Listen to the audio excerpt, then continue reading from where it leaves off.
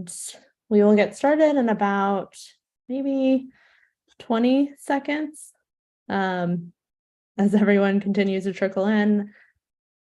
And it appears that we do have YouTube streaming. Okay, so I think it's been a good amount of time. Commissioner Jones, if you want to take it away. Sure. Thank you, Chair Harris. This evening, we have a special guest with us, as we do at every commission meeting. This evening, we have Director Heather McGaffin, who is the Director of the Office of Unified Communication, which, among other things, is in charge of the 911 and 311 services. So if both emergency and non-emergency responses from the city government. Director McGaffin, would you take us away? And then let me, as a housekeeping, if you have any questions for the director or for anybody else, you can put those questions in the Q&A down at the bottom. You can also raise your hand using the raise hand feature, and we will get to those questions in due time. So thank you, Director McGaffin. Hi, thank you. This is such a great honor and pleasure to be with each of you this evening. So I would like to thank the commissioners and the chair for inviting me. My name is Heather McGaffin, and I am the acting director of the Office of Unified Communications. I was appointed by Mayor Bowser just a few weeks ago. And for those of you who may be interested, my confirmation hearing will be on March 15th with City Council. So I've been in 911 operations for 18 years at this point, and I've been in public safety for 22. So I started in the public safety field as a volunteer EMT when I was 16, and then went on to work in a 911 center south of the city and in a county. And so I've been a call taker, I've been a fire and police dispatcher, and I was the deputy director of that center. And then I was in the private sector of public safety, traveling around the nation, doing reorganizations of 911 centers and implementing some training. And in 2020, in October of 2020, I took on the position of the investigator here, Special Operations and Investigations here at OUC. I then became the deputy director, and then was, like I said, appointed just a few weeks ago by the mayor. So we had our first agency performance hearing last night, and so hopefully I was able to demonstrate to the viewing public and all of the residents of Washington, D.C. that we're serious about the things that we're doing here at the Office of Unified Communications. And we really understand that, we are the very first vital part of emergency services, both for police and fire and EMS. And so, we have to be getting it right. We want to not have a margin of error. We want to be getting it right all the time. And so in doing that, we want to come out and we want to meet our neighbors in scenarios like this. And if you have events that we can participate in with our pop-up events and any sort of public education, we're happy to do that as well. And so, I want to talk to you about a couple of things that I know are happening in your neighborhood, right? And so one of the things that I hope that you find during my tenure here is that I'm going to be as transparent as I can possibly be, and we're going to be holding ourselves accountable. And so I just want to give you a little bit of detail. In the past year, we have seen an uptick in calls post-pandemic as people have kind of returned to work and returned to the everyday lives that we knew before March of 2020. And so we are taking a lot more calls than we did previously. In fiscal year 22 on 311, we handled 2.2 million calls. And in fiscal year 22 in 911, we handled 1.4 million calls. As a public safety agency, we are experiencing a staffing shortage, and we are doing everything that we can to recruit and retain good talent for these positions, but we are being met with a lot of challenges in hiring and doing that. So one of the things that we are really telling people and really just want you to understand that when you call 911, the average wait time is about 7 seconds before you're connected to a call taker, which is up from 2021, which was 3 seconds. But when you're calling for events such as the sound of gunshots or a large accident, you're probably not the only person calling for that. And so when you are calling for those things, typically a number of other people are, and that can really increase the wait time, sometimes to be 2 and maybe even sometimes 3 minutes. And so we understand that that is just frustrating, and we're doing what we can to reduce that. But what we need from the caller is for you to stay on the line and not hang up. When you hang up, you're coming out of queue, and you're going to redial, and you're going now to the end of the line. And in the meantime, we're calling you back upwards of 3 times to say, this is DC 911, and we got this call in our queue, and then you hung up. So what's happening?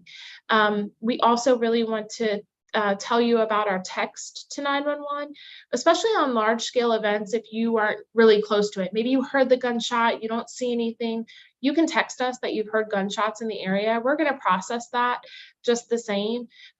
Chances are we already know about it, and we can interact with you. So if you are the first person to let us know, we can interact back with you to ask you some more in-depth questions. But then you don't have to be waiting in that queue to get a hold of a call taker. Of course, we always recommend that you call if you can, text if you can't. And, if there are medical emergencies, it is best, if you can, to call us so we can give you those life-saving instructions if we need to. So one of the things that, I just want to also talk about is what are we doing here in our agency to be more accountable and more transparent? I can say that all day, but I have to be able to show you as the public, as the residents and the people who rely on us, that we're doing some things around here. So just yesterday, we launched and I'm going to just make sure that I get this right. We launched a performance feedback survey on our website that you can find at ouc.dc.gov. And there you can complete a form to share any concerns, suggestions, ideas, complaints about the programs or the members that you may have come in contact with. And through that survey and in participation of meetings like tonight, we're going to hopefully be able to identify some of the things that maybe we're not doing as well as we think we are, and we're going to make it a priority to change those things. I know one of the concerns in your neighborhood is certainly the WMATA incidents and how we're dealing with that. So WMATA is a big thing, and it has a lot of pieces of it too, right? So we have the rail, we have the bus, we have the Metro Transit Police, and I have reached out to the general manager of WMATA to have a meeting to level set with him about what our capabilities are and what we need from them when they have large events, so that we can minimize any delays. And so, as those meetings happen and those conversations happen, we will certainly share that out with where our progress is there. And I also just want to note that as part of being the director of the OUC, one of my jobs is to represent our agency at the Council of Governments with the 911 directors. And in that directors group, we have a working group that focuses on WMATA, right? Because while WMATA's biggest footprint is within our city, we do traverse the lines into Maryland and Virginia. So this is a conversation bigger than us, but we know that people are really excited to learn how we're improving in that area. And so we will be doing that. So that's kind of me, and I want to leave plenty of time for questions or concerns. I will be as transparent as I can. If I don't know the answer, I'm going to let you know that I'm going to get back to you. And the only kind of rule in this is I cannot talk about personnel in individualized incidents. So if I have to say I can't talk about that because of personnel reasons, that's where that will have to stay. But otherwise, I'm happy to answer any questions that anybody might have. Great. Thank you so much. Sorry, Commissioner Lactos, you go ahead. I was going to read from the Q&A, but I'm glad you already have a question, and we'll go to the Q&A after that. Yeah, so I have a brief question, and I appreciate you coming and talking about transparency. I think that's a breath of fresh air. I have a question about 311, so less of a Okay. life-saving thing. As you might imagine, we're very interested in 311. We put in a lot of requests. 311 won't take graffiti requests until April. I don't know if this is something because DPW tells them they can't or otherwise, but I get complaints and I see this online all the time about, because the graffiti doesn't go away usually. I would say if that's something you could work on, maybe just keep a list. I mean, they do the roadway repaving requests and they take them and they only pave in the summer. So it's like kind of seems like something that could just be helpful because having someone have to come back in April and resubmit it is kind of a pain. But yeah, that's just a little small plug of something that I just saw today. So that's why it made me think of it. No, so absolutely. So yes, let me just tell you a little bit about how that works. So we take the request at 311, and yes, those agencies that handle the cleaning of graffiti, leaf collection, things like that, DPW, DDOT being the two biggest, their teams, might be focused on leaf collection, so the graffiti rates. But one of the things that we do is our agency is involved in a bi-monthly 311 working group through the city administrator's office, and we take this feedback. So I'm going to take this feedback, and we're going to give it to our chief of our chief of 311 operations, and then he'll take it to that working group. And one of the things that we heard the other day was there really needs to be a way for us to document it. Even if they're not going to clean it until then, we need to be able to document it so that you don't have to do that. So we are working on things like that. We've heard about that for graffiti, and recently with the really warm day that we had last week with the swings at the parks. Like there's a broken swing, but that doesn't really go live until the summertime months. So we are going to work on that, and we will update you with what we find out after our next working group meeting, which is scheduled for this month. Thank you, so much. Commissioner.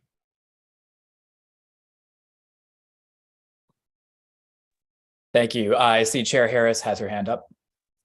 Yeah, thank you again for joining us tonight. That was helpful to know kind of about the transparency, and I think that is very much appreciated because it has felt a little bit opaque. So I think people are looking forward to that. I have a question about 311 and then a question about 911, but first for 311. Do you all have any insight in terms of like the usage data between kind of the 311 app, kind of the website and people calling in?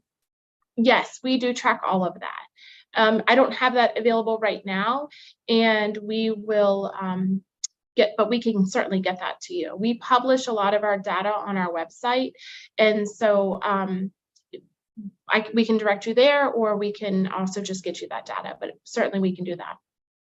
Great. Yeah, I think I'm really interested in seeing kind of what the app breakdown is. So I was in Baltimore County visiting my fiance's family and his mom. There was a light post that fell down in their front yard. And she's like, I've been trying to get a hold of BGE. And I'm like, do you all have like a 311 service? Like, who do we call? Like, I know this, like, but only in DC, not in Baltimore County. And I'm like, do you have an app? Like, what do you use? And it was a website, and then they have a phone number, but then they close it for certain hours. So I would just love to see kind of what that usage breakdown is to also help inform our kind of constituents to say, hey, there's an app that can be utilized, which is actually like pretty great. When you take a picture, it lines up with the address if you have kind of that data shared, at least on an iPhone.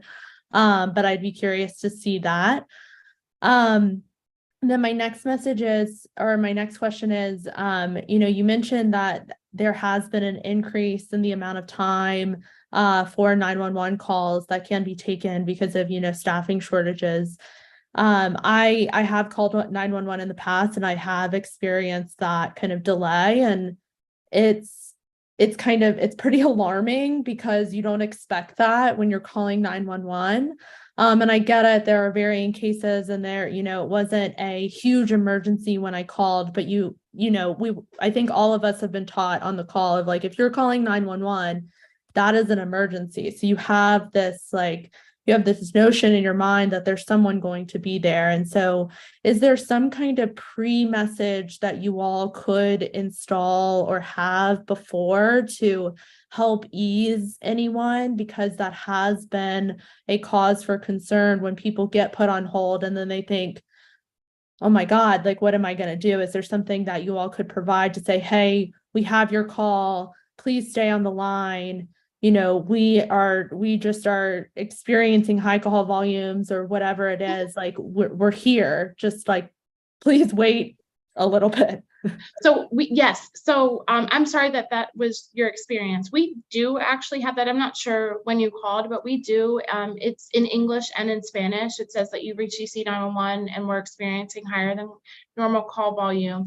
Please stay on the line and your answer will be, your call will be answered in the order it was received. And so that, and my verbiage might be a little off, but it is there in both English and in Spanish. And then you hear a couple of tones for the TTY. As well, and it will repetitively say that until you are connected with a call taker. If you call 911 and for some reason you did not get that message, that is a time where I would really like for you to use that feedback form, because that means that something's off and we need to make sure that we are staying on top of that. Also, everything is recorded in a 911 center. So when you call, and we can also, as soon as you're put in queue, we can see how long you waited. We can see, you know, how many times you've heard the message. We can hear anything that you're saying on your end. And so, you know, we are capturing all of that. So we can really recreate an incident and find a solution if one needs to be found. Great. Thank you. I appreciate that. Thank you.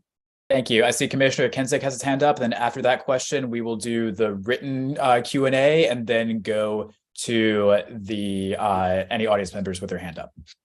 Congratulations, Director McAfee, and thank you for being with us tonight. I don't have a question, it's more of a comment. I've noticed that when you call 911, just say you need to get a police dispatched, they always have you call 911. So if you call like the actual police station, they say call 911 and you're like, so even those little idiosyncrasies could possibly lower time by a second or two. It's just something to think about. I've noticed that over the 7 years, that's something that I've never seen in another city where to dispatch police, you have to call 911 and it might not be emergency. It might just be a little accident or a report or something. That's what I have. Thank you. Thank you. Actually, you can also, if it's a police non-emergency, you can also dial 311, or we do have a 10-digit number, and we'll make sure that everybody has access to that tonight. But that is a good point, so thank you. Thank you. I'm going to now read out some of the Q&A that people have put in the chat or in the Q&A box. One person asks, if someone has complex health issues, is there a way to have that on file with 911, I guess preemptively, so that maybe paramedics would know what they were getting into if they were called into that house? Yes. In Washington, D.C., we are able to accept information from an app called Smart 911. It is available on both a Android and iPhone device. You can also go online and create a profile. It is linked to a telephone number. So if I have a profile set up for my family. So if I were to dial 911, a link would appear to the call taker in the screen. And it would show everything that, you know, everything about my profile. It would show the people, it would show any sort of health condition. So my daughter's asthmatic, and here's the list of medications that she takes. It would show that there's a dog in my house, right? So if there's a house fire, and that information is also all being pushed to the responders to their mobile data terminals. So firefighters on the way can pull it up. You can even add pictures and blueprints of your house in that. So I see that Commissioner Jones you have put that link in there. That is the best way to get that information to us. Great. I had no idea that existed. That's incredible. The next question is, sorry if I missed this. What is the best resource to contact if we encounter someone on the sidewalk who may be in need of mental health or other support, but is not necessarily in an immediate medical emergency or a possible crime? Certainly. So you know, 911, of course, is always an option. We have a 10-digit number and 311. One of the things that we are doing in our city is a diversion program for mental health crisis. We recognize that when someone is in a mental health crisis, that sending the police or sending fire and EMS might not be the best response. And so we have been working with the Department of Behavioral Health and the Community Response Team and Access Helpline. And just in October, we are the participants now through an application process of the Harvard Kennedy School Government Performance Lab program for diversion. So that is a free program that we were selected for. And so we are working with a team of professionals at Harvard Kennedy School to really ramp up our diversion program. But certainly calling 911, we're going to ask you some questions, and if it is eligible, we are going to then push you to the Access Helpline, where you will be in contact with mental health professionals who can better assess the situation and determine if that requires somebody to come out, or if that requires police or fire to be dispatched. So 911 or 311, and they can always you know, they can listen to what that is. 311, you know, sometimes depending on the day could also have a wait. So I would definitely say 911. Great, thank you. We've got one question. Is it possible to give an estimated wait time on the line if there is one? No, not at this time. We're unable to do that, but it is definitely something that if that technology becomes available, we could certainly consider. Okay, great. And then the next question is, how does the current 911 wait time compare to past wait times? You spoke about this briefly, but if you mind saying that again, is it particularly high right now because of staff shortages? Also, how do you recruit more 911 operators? Is this in the works right now? Sure, thank you. So currently, when we just pulled the statistic yesterday, on average for the whole year, it's about 7 seconds. Of course, when it's a larger scale event and several people are calling, you would experience higher call volumes. And we know that sometimes people have waited for 2 minutes. That is up from 2021 when it was 3 seconds was the average wait time, right? Because sometimes you're going to call and you're going to just be answered because there's nobody in the queue and we have people available. For recruitment, some of the things we are doing, we are launching on March 15th, the Junior Academy here at the Office of Unified Communications. And that was a program designed for 14 to 18-year-olds, so high schoolers from DCPS schools. It was in conjunction with them. And those teens are going to come in one evening a week, and they're going to get to learn all about all the things that we do here at the Office of Unified Communications, so that we can kind of maybe plant that seed that this is a great career and a place to work, and you know, a safe place to work, and we're going to be invested in those teens and helping them really make their, you know, really helping them to decide what they want to do in the future as far as a career goes. One of the other things that we're doing is we are working to develop a plan where we can hire open and continuously, because we think that that's really important, because you know, finding, recruiting, and retaining good talent is hard these days. And so looking for standards and best practices in our industry and working with DCHR to implement those is really top of the mind. We had 8 new employees start on Monday, and you know, we were really excited about that, but from those 8, we got those 8 from an event where we interacted with hundreds of people. And so once we go through all of the different layers of our hiring process, we aren't often left with a big number.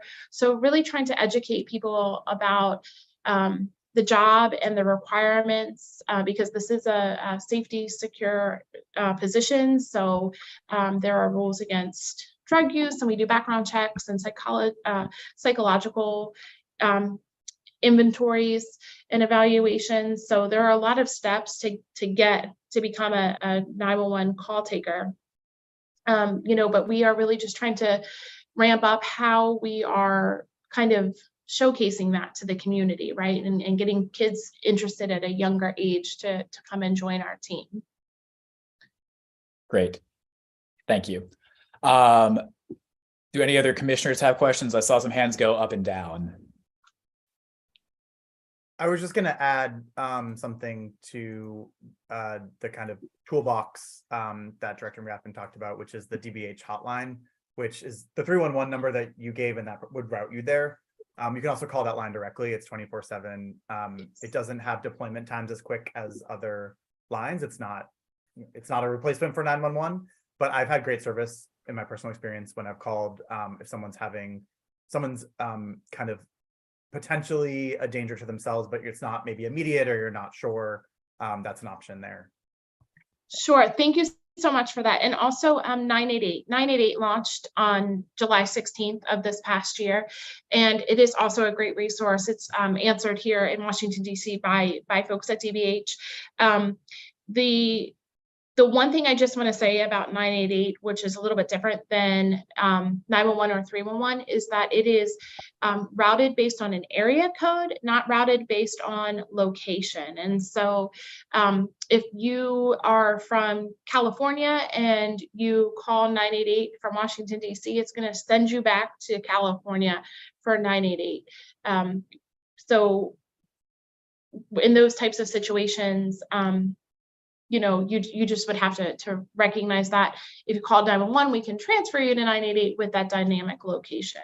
So, thank you. Thank you, Commissioner, for bringing up that direct line to Access Helpline. Thank you. We've got one person that is in the chat, in the participant group, and I'm going to allow them to talk. Thank you. And that's Frank.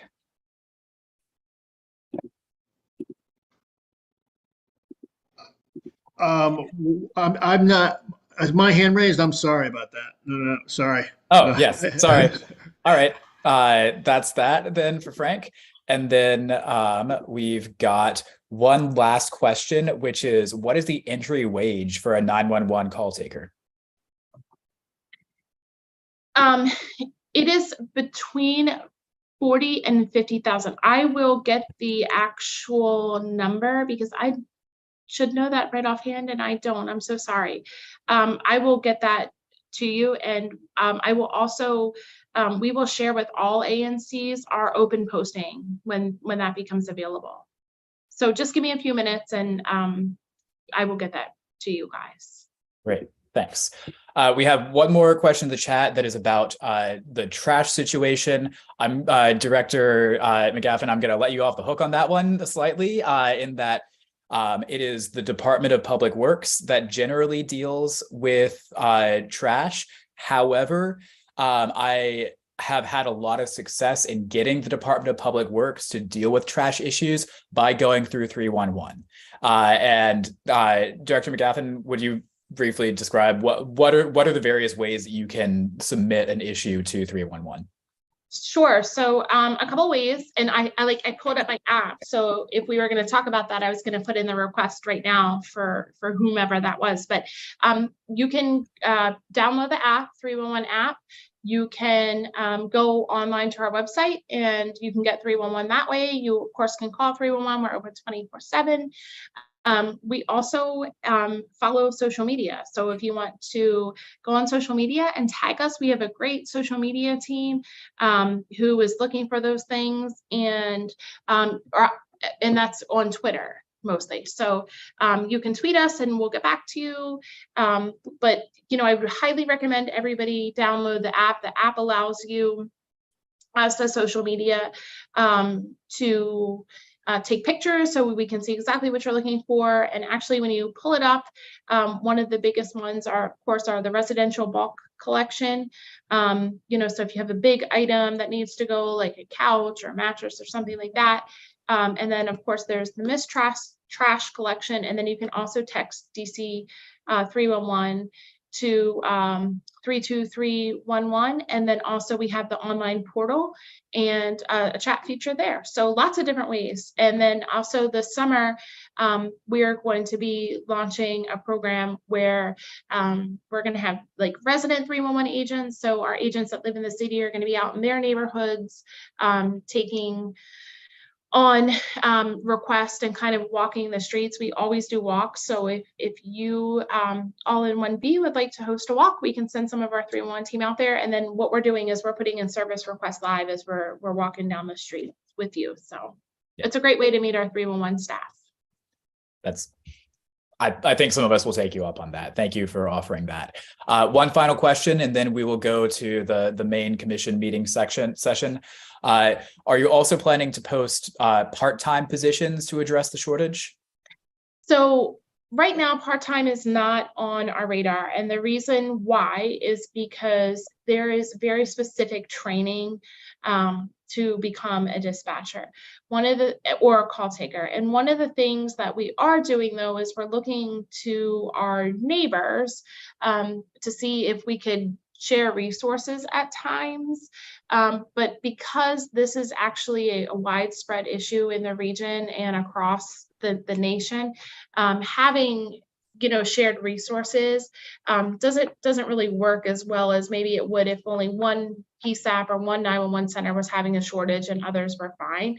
But by the time you are trained and ready to take a call on your own, we are about $20,000 to $25,000 in on training, and the training is full time for 14 weeks of classroom and hands-on training. And so people who are working in a part-time status, that would almost have to be doubled. So it'd take about 6 months for us to train you before we could even put you out on like a probationary period with a call taker. So unfortunately for this type of work, part-time, it's just not really, there's not the return on the investment, if you will.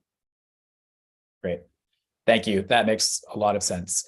Thank you so much for joining us, Director. And we look forward to continued cooperation. Thank you. And please pass our gratitude along to all of your staff. Especially, I know the ones I interact with most are the ones I don't even know. And it's the ones who monitor the social media stuff. And I'm extremely grateful that you're able to do that. One thing I like about using Twitter to report 311 issues, it isn't because it reminds other people that 311 is a tool that's available to them. I think that's something that a lot of folks in DC may not be aware of. And they may just walk by a bag of trash for a month, not knowing that they can do something about that bag of trash, or that the city can do something about that bag of trash on their behalf. So thank you so much. So I just want to follow up. My amazing 311 operations chief is on, and he just sent me a note that said it starts at $48,738. And then after 18 months after your probation, you're over $55,000 for starting pay. So that was 48,370. 48,738. And then after 18 months, you're moving up grades. And so you're making $55,450.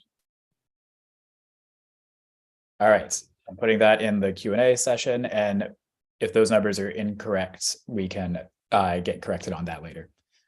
Thank you so much for joining us. Thanks for having me. Thank you. Thank you.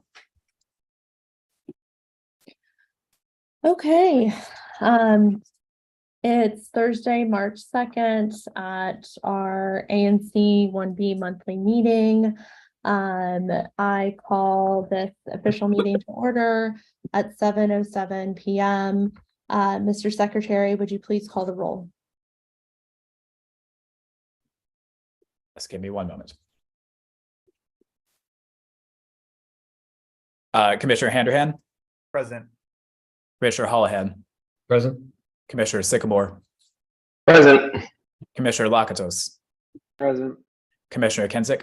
Present. Commissioner Johnson. Present. Commissioner Fields. Present. Commissioner Harris. Present. And Commissioner Jones present. Madam Chair, with 9 out of 9 commissioners present, we have a quorum. Great. Commissioners, you have an agenda before you. Do I have a motion to approve the agenda? I motion to approve the agenda. Is there a second? Second. All those in favor? Opposed? Motion passes. Thank you. There's also a consent agenda. We have the February draft meeting minutes, and the February draft special meeting minutes. I believe there's something else that needs to be added to the consent agenda related to time limits. We have a pretty packed agenda tonight. And so we want to make sure that we hear from community members and commissioners, but we do want to be productive, kind of in the time that we have. So do I have a motion to add a time limit to the consent agenda before we approve that? Commissioner Jones. Madam Chair, I move that the commission set a time limit on speaking to 3 minutes per speaker and 1 speech per topic. Is there a second? All those in favor? Opposed? Abstentions? Motion passes. Okay, that is added to the consent agenda. And you will have a consent agenda before you. Do I have a motion to approve the consent agenda? Commissioner Jones? I move that the commission approve the consent agenda. Do we have a second? Second. All those in favor? Motion passes unanimously. Okay. New business. This is normally at the end of our meeting, but we had several kind of last minute agenda items. And kind of in the order that they came in. First, I would like to recognize Commissioner Kinsick. Would you like to present your new business? Yes, thank you, Chair, and thank you everyone for being on the call. If you could please, Secretary Jones, just pull up what I'm sharing. I'm going to try to be like the micro machine guy, read as fast as possible. As an advisory neighborhood commissioner of 1B, I serve my constituents and residents of DC, for which I stand for justice, equality, empowerment, fairness, and integrity. I listen to my constituents and often hear them speak of what is fair for not only them, but in our own community and their daily lives. I represent them in single member district 1B05. On November 4th, 2022, a censure was imposed upon me. While I continue to deny all allegations lodged against me related to the censure, the most concerning of the censure is that the 1B commissioners failed to follow proper procedures, bylaws, and processes. When the censure was first presented, I began to research and educate myself on the topic of censure. During this time, I knew that the process was not fair and had no grounds in truth, and said it was unfair and a malicious attempt to discredit me during the election. But I guess that is my introduction to dirty politics. I fought the censure as best I could with truth, inquiries, and objectives, but the issues and concerns that I raised were swiftly dismissed and the decision was pre-cut. I sought the review of the censure lodged against me from the Office of Attorney General. The Office of OAG's opinion, which has been shared with the 1B commissioners, opined that my censure was conducted was not properly imposed. They also mentioned the 1B censure special committee failed to follow 1B commission bylaws and Robert's rules. Thus, it should be required under fairness and due process that my censure be rescinded. In this letter, I examined the issues with the fairness in the process, and the authority of the special committee of 1B commissioners established for the sole purpose. We should take great pride in ensuring that our processes and procedures are legally sound and rooted in fairness for all. Many people continue to fight against the improper use of authority and fairness in proceedings, and I, as an ANC, join the fight on behalf of my constituents, the community as a whole, and myself. If a prosecutor didn't follow parliamentary procedures, it doesn't give the defense its fair time to defend. It's considered a mistrial. Similar situation here. I will briefly examine the disciplinary authority of 1B's commission special committee, the censure process right to defend, and adoption of said recommendations. The ANC 1B voted to censure me on grounds of 1, conduct alleged to have taken place outside the ANC meeting that involved alleged misuse of official title, and number 2, conduct that allegedly violated the ethics requirements applicable to commissioners under district law. It has been well established that the ANC Act states the bylaws are the exclusive means by which an ANC shall govern operations and regulate conduct. Accordingly, an ANC bylaw must be adopted and disseminated to the public. The ANC alleged that the grounds for my censure involve violations of the ANC's code of conduct, but our ANC bylaws do not contain any code of conduct, nor those violations were not valid grounds for the discipline here because it is not included in the ANC bylaws. There are no amendments to the bylaws that incorporate the code of conduct into them, which means violations of the code of conduct cannot constitute valid grounds for discipline. The OAG recommended that we update our bylaws, which I believe we're going to be doing and finalizing tonight. Almost done, I promise. While a censure can be only pursued for conduct that the ANC has duly prohibited commissioners from engaging in, including violations of Robert's rules of the ANC bylaws. It requires a fair and impartial process. The impartial process must include unbiased evidence and reasonable opportunity to respond. More importantly, must abide by the requirements of the ANC Act, which requires a careful balance of transparency and confidentiality. During the process of my censure, the 1B committee did not represent any witnesses and no independent evidence beyond the commissioner assertions. The fact that the committee censured me without verifiable witnesses and evidence is troubling, as informed by the very basis of the censure lodged against me. The other element of the process that I took issue with is that I was not provided a full right to defend myself. The only time limit the ANC could have enforced was the 10-minute time limit established as the default of Robert's rules. It must be noted that I was not provided with 10 minutes, but instead rudely interrupted and abruptly silenced after only presenting for 5 minutes. A point of order was raised, but the record indicates the chair never ruled on it and no vote was taken. The OEG opined that even if the point of order itself had been lawfully raised, the ANC had no authority to immediately terminate my remarks, your remarks, and move on to the next speaker. Last paragraph, I'm almost done, I promise, guys. Under the ANC Act, a meeting of an ANC committee must be presided by public notice, and any committee meeting in which a vote was taken must be open to the public. Since the recommendations were adopted in a committee meeting without prior public notice, or were adopted in a committee meeting that was closed to the public, that would contravene the ANC Act. Since 1B didn't follow the parliamentary procedures, the decision of the censure placed on me should be rescinded, and the special committee's report should be repealed from any in my record, as it holds no standing. Thank you, Commissioner Kinsick. I appreciate your speediness kind of on this letter. I would like to raise a point of information, particularly kind of on your last point. So with committee meetings, those are not held to the ANC kind of laws and protocol, because the committee meetings are up to the commission themselves. Each commission has different committees, different, special committees.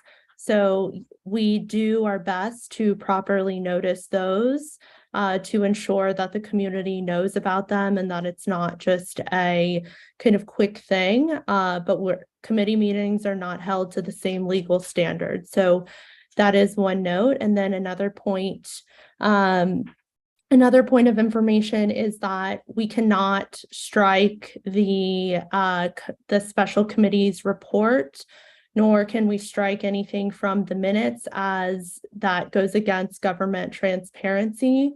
So those will stay kind of on the record. However, whatever vote or things that are taken tonight will also be on the record. Thank you, Chair. May I move? You can. Okay, I'd like to motion to rescind the censure along with the special committee's report. And I'm going to amend that right now because you just set up a special committee's report. So it's just motion to rescind the censure that was basically improperly imposed on me. Do we have a second? Second. Discussion. Yes, I would just like to speak in favor of Commissioner Kinsick. After reviewing the OAG report and reviewing the process from some previous recordings, I do believe in the OAG's report, and I think that the commission needs to expunge this, rescind this censure. Regardless of whatever action has happened, the disciplinary action that has taken place was improperly imposed. So that's why I'm going to ask you, commissioners, to please vote in favor of Mr. Kinsick's motion. Commissioner Johnson. Thank you, Chair Harris. I am going to argue against this motion, not because I don't believe that we should do something about this, but the process by which we should do it. If you look at the last page, last 2 pages of the OAG letter, they recommend that someone raise a point of order, the chair rules on it, and that would make the censure null and void. The OAG notes that we did not follow the previous commission did not follow Robert's Rules of Order. nor our own bylaws. So a point of order can be raised. What I worry about here is that we were dinged for not following Robert's Rules of Order and the bylaws, and a motion to rescind. You know, I'm in here right now, and there's a lot of quirks in it, and they don't really enumerate everything in the letter. So I strongly recommend that Commissioner Kensick, you raise a point of order, and that the chair rules on it. So another point on that is that one, there's a motion on the table. And two, I had spoken with the OAG and I also read the letter. And so there's a multitude of ways that we can go about this. And Commissioner Kensick is in his right to raise a motion on this. I think the easier way may have been a point of order, but there's nothing wrong in the, what we're following in terms of Robert's rules for this motion. Well, may I ask, should I then be rescinding this or withdrawing this and doing a point of order, Chair? No, I think it's fine as is. I think we're already here now, so nothing has. Just point of parliamentary information, point of order can be raised at any point. It will take precedence. Yes, and it can. I'm saying though is I think we should continue with the motion. And we move from there. I think it's just as kind of the OAG's letter is an opinion. This is kind of a matter of opinion of what is the kind of, I don't think there's the best way. And we are following kind of the correct Robert's rules in terms of this motion. Again, if you would like to talk with OAG, I spoke with Joshua Turner at OAG about this, and he also noted in the letter that a motion can be raised.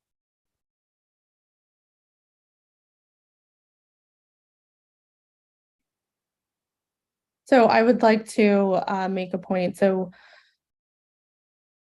I will be abstaining from this.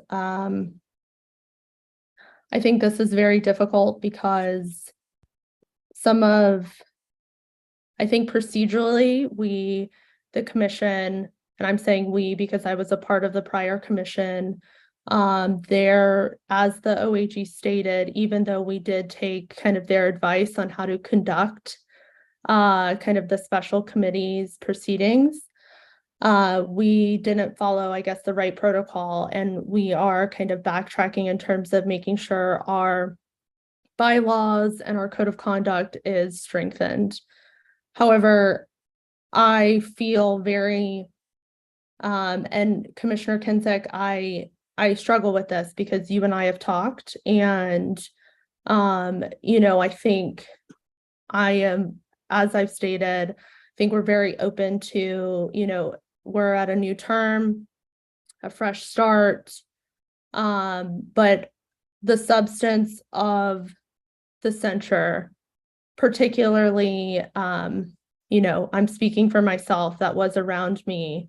As I stated in the past, harassment is defined by the person being harassed, not the harasser. And I know we've talked about this, so this is kind of at this point, water under the bridge. But I think, ultimately we got the procedure wrong, but we didn't get the substance wrong, but I will be abstaining tonight.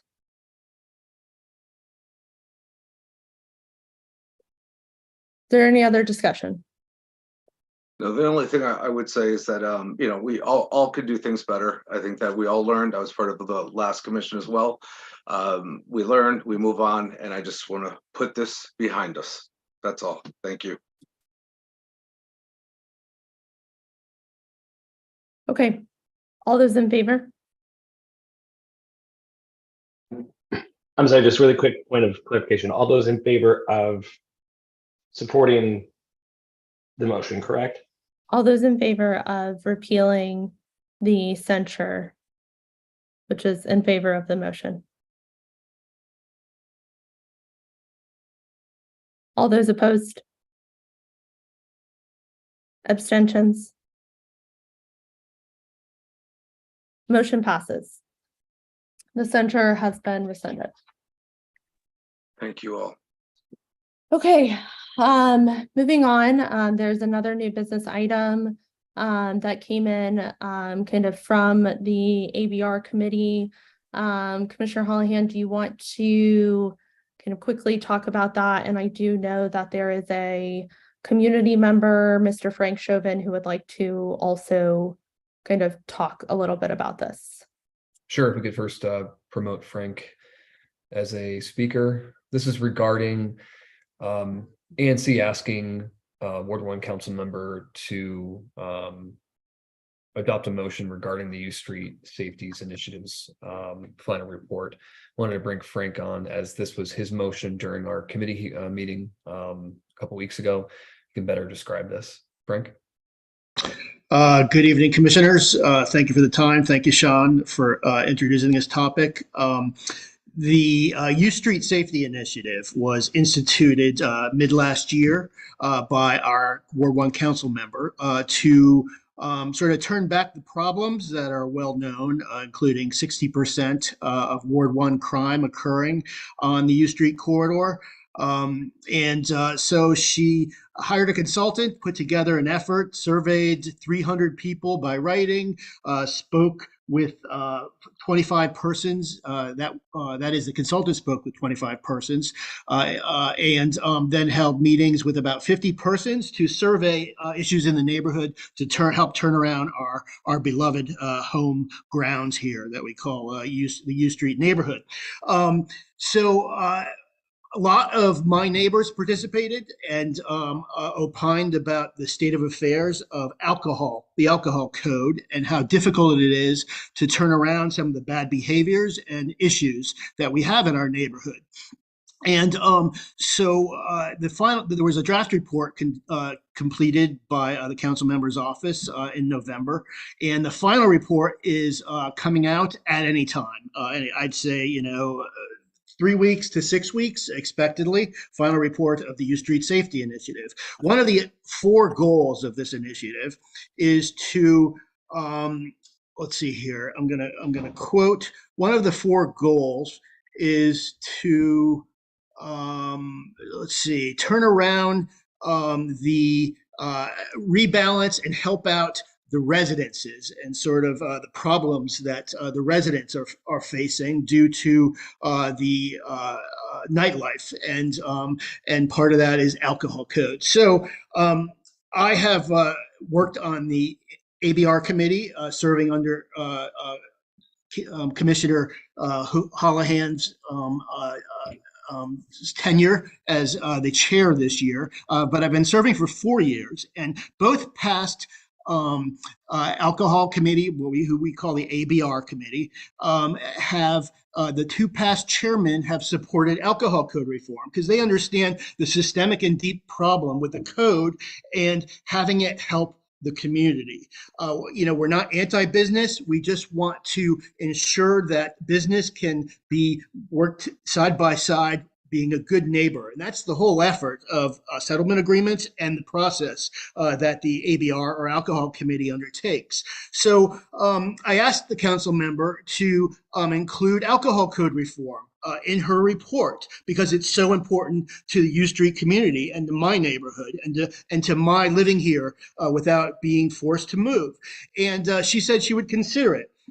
Well, I brought this issue to the ABR committee, and the ABR committee unanimously voted in our April meeting that, the vote was to unanimously voted, and I'm going to quote, the item was, oh gosh, darn it, I'm sorry, too much.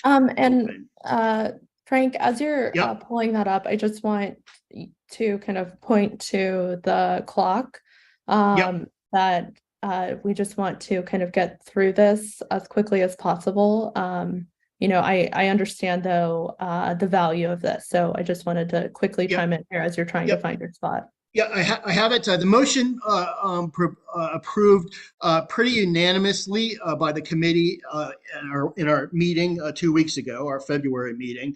A motion was this motion recommending that the full ANC adopt a motion regarding the U Street Safety Initiative's final report copy. Motioning further that Ward 1 council member include in the final report one simple provision as follows. A single or several hearings and forums will be orchestrated to review the potential or need for alcohol code reform to provide for the well-being of the U Street nightlife operators as well as the adjacent residential neighborhoods. So I'm going to drop that in the chat. That's what was approved at our committee, and we're looking for the support of this council, of all commissioners here this evening in this simple measure. And I think I may not have iterated this. One last point, and then I'll post this in the chat.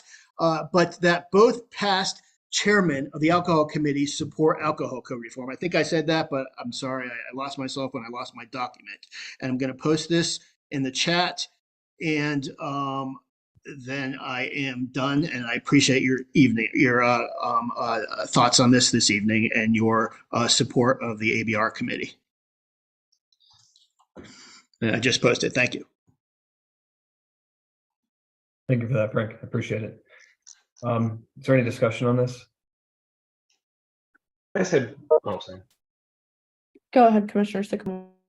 I just had one quick question. Is there, with this new review, this new reform, are you looking for one way or the other? Are we looking for more liquor licensing, like less liquor licensing? What is the what is the ultimate goal here, or if there is one, or if is it just reform? It's a generic reform. The code's 25 years old, all right, and it is very oppositional to any positive support to the community. And so we just want to hold some hearings, a council hearing, some forums, and talk about what reform could look like. That's it. Simple as that. We want the motion to be as generic and as open as possible so that this doesn't appear to be anti-business or even pro-bar. It's more of just with the amount of liquor licenses that we have going through ANC 1B, we're sort of just trying to take, a little bit of a better look at this and giving more tools to those of us at the ANC level. This is really just a asking for the council to, look at possible reform. I have a point of sort of parliamentary procedure. Commissioner Holohan, are you making this motion? Yes. There hasn't been a motion yet on the table. I will be making the motion. I'll just have to read all this out. I would ask then, Commissioner Holohan, that when you do read it out, you amend it slightly. It looks like the motion is asking that the commission order the Ward 1 council member to do something. If you could phrase it as recommending, since that is not within our mandate, I think. And better. Commissioner Jones, we have kind of edited it, and just for kind of the public, this is, this was a we were kind of going back and forth on this, and I was on the ABR call when we discussed it. So I think at the heart of it, it makes a lot of sense, as stated. There's a lot of liquor licenses in ANC 1B, and we have felt those kind of pain points because the alcohol code is a bit dated. And sometimes it puts us at conflict of whether it's the community, or it puts us in conflict with kind of bar and business owners who are members of the community. So it's just not working for kind of the needs. And we have a lot of data points on this because there's so many liquor licenses in ANC 1B. Commissioner Johnson. Yeah, we just got an email from Captain Hong that he needs to, there's no motion on the table right now, so we might want to consider letting him in. So we have tried to promote him, Captain Hong, if you can accept the panelist. And then as you are accepting that, Commissioner Holohan, if you can go ahead and make the motion. Sure, just for reference, Commissioner Harris, is this the motion, the edited motion that you sent to me earlier today? Yes, but I would quickly look over it if there are any things that might need to be edited, but I did take into account, because, we can only ask, and our council member is on the line right now, but we can only ask of things and make suggestions and encourage, and I believe that she would be more than willing. Commissioner Jones. Thank you, Chair Harris. I motion that we suspend the rules to allow for a Q&A with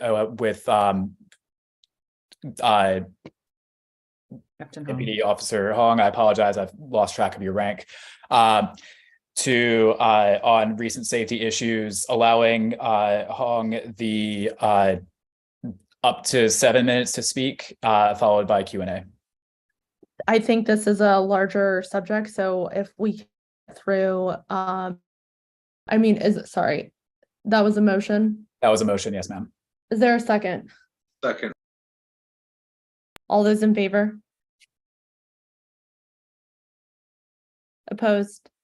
Abstentions? Motion passes. Okay. Next time, we just need to get through the agenda. So I understand the need for urgency, but we need to progress. And so I would appreciate us following that as quickly as we can, because I would envision that if there was that motion that was on the table before for Commissioner Holohan, we could have gotten through it relatively quickly. But we will come back to reports and action items for public safety and community engagement. There was a really unfortunate incident that happened, and I apologize that I'm cheering up because I know the individual who was killed. So community members, if you have any questions, please add it to the Q&A. We will get to it. If you would like to speak, please raise your hand and we will take you off of mute. We will be instituting the time limit on that, so please keep it brief, because I know that there are a lot of questions. I know that there are a lot of concerns, but we have Council Member Nadeau on and Captain Hong on, and I know that they would like to get to those questions. So I will allow both of them to take it away. I guess Captain Hogg, maybe you can start with kind of a description of the incident last night. Sure. Are you able to hear me? Yes. Good evening, everyone. I'm Captain Riley Hong of the Metropolitan Police Department, 3rd District. I'm part of the management team for Sector 3, which includes PSA 301, 303, 307. And just as a recap of what occurred last night, we had officers in the area. Specifically, we had one nightlife officer right at 14th and U when they heard sounds of gunshots, and the officers voiced it, started canvassing. We began getting calls for service. Officers were able to locate 2 adult victims sustaining gunshot wounds, one adult male with a gunshot wound in the torso. Officers utilized first aid kits and everything in their training to assist until the medics were able to respond. Unfortunately, life-saving measures were unsuccessful. There was a second adult female who had sustained a non-life-threatening injury to her lower extremity, and both were taken to local hospitals. At this time, it does appear that the adult male was the intended target. This did not appear to be a random act, and investigators are investigating. It's an open case. And at this time, if there's anyone in the public that has any information that could assist the detectives in this investigation, they can call 202-727-9099, or they can text 50411. and all that information will be routed to the lead investigator in the homicide unit. For the sake of time, I will just open it up to any questions or concerns. Captain Hong, can you please go ahead and place that information into the chat if you get a chance? And then if it's possible, there are some of my neighbors who were impacted, and I can email you separately, but with the CCN number, so they can either add to the report, or file anything necessary with their insurance companies. So sure, I'll try to add the report number and contact information in the chat. thank you.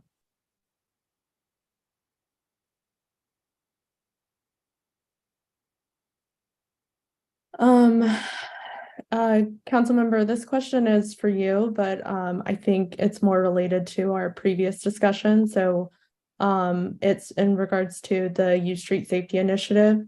But I will, I don't know if you see that in the Q&A.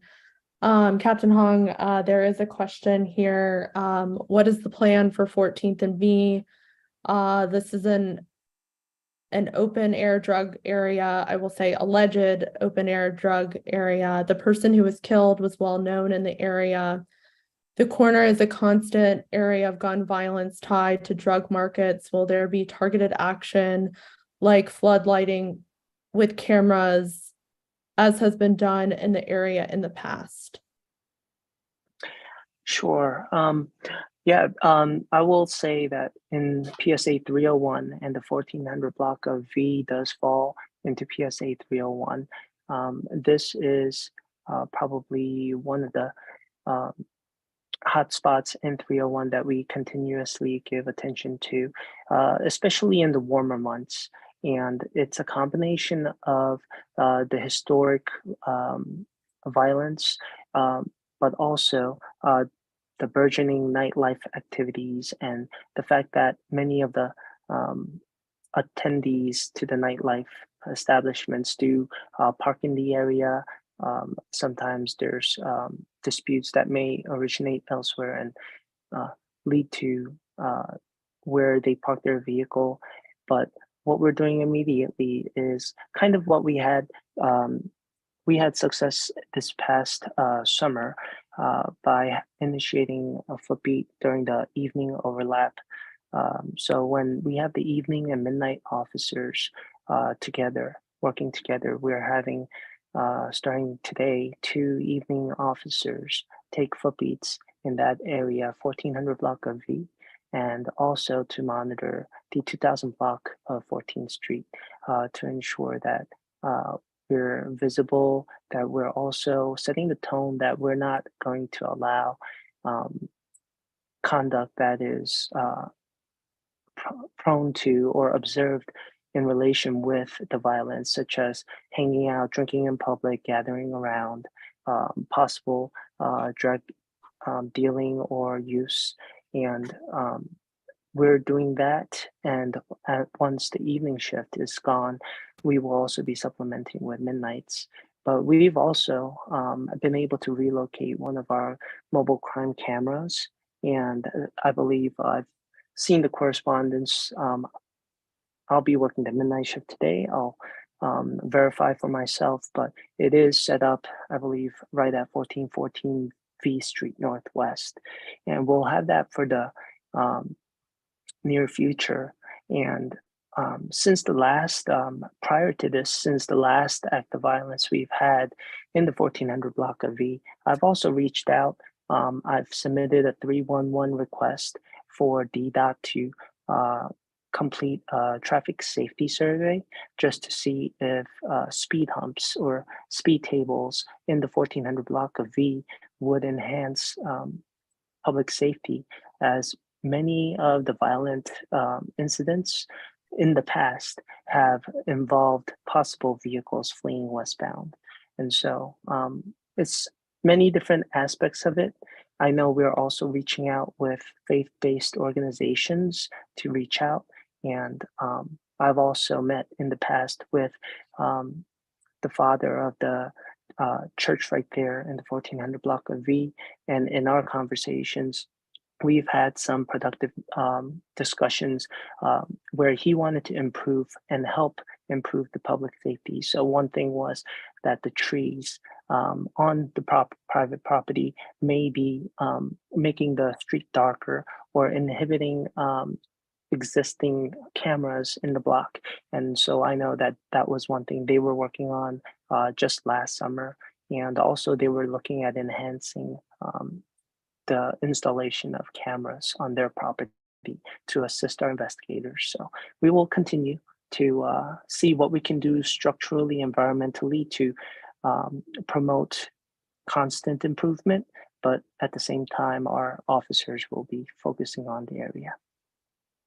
I would encourage your officers because I would like to kind of continue the conversation with you. These are our neighbors. I would caution anyone to throwing out, unless you are a professional and you are an investigator and you are a DEA agent. It's all alleged. If this is an open air drug market, I think Captain Hong can, maybe discuss that further at a more expert level than I can. But I would encourage neighbors, I would encourage even your officers, Captain Hong, to, try to meet and get to know the folks out there versus just assuming that they're doing anything wrong. A lot of the older gentlemen who I know are returning citizens. And so they do have kind of an adverse reaction to MPD, and almost rightfully so. It's kind of understandable. I think you get it. But I would strongly encourage neighbors to say hi. The person, Marvin, who was called Little Marvin, who was killed, whether it was targeted or not, any life lost is horrible. I knew Marvin. Marvin was one of my friends. And I got to know him because he's my neighbor. And whatever he was doing, whatever, happened, he didn't deserve this. No one deserves this. So please, everyone, question, your first gut reaction to things, your biases. Please, I encourage you to say hi, to get to know these folks, because they're simply just hanging out because this is their home. Marvin grew up here. Marvin was 29. He grew up here his whole life. Those guys out there know Marvin. They knew him when he was a baby. So please, keep some of those comments to yourself, and again, Captain Hong, we can talk more about this, but I encourage your officers to, if they are walking the beat, rather than, suspecting something's going on, to get to know kind of the neighbors who have lived in the neighborhood for a long time. Sure, that's understandable. And I make it a point myself, even when we get calls for service or text tips alleging that there may be drug activity going on, if we don't visually see it ourselves, we may just make contact and say hello, hey, what's going on? Everything's good. And so we try not to go just off of anonymous tips and things like that and assume that the worst is happening. We try to get to see what's going on and speak to the individuals.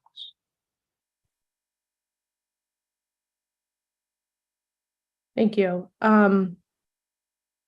There is a question in the chat in regards to cross streets and potential, I guess, illegal drug activity.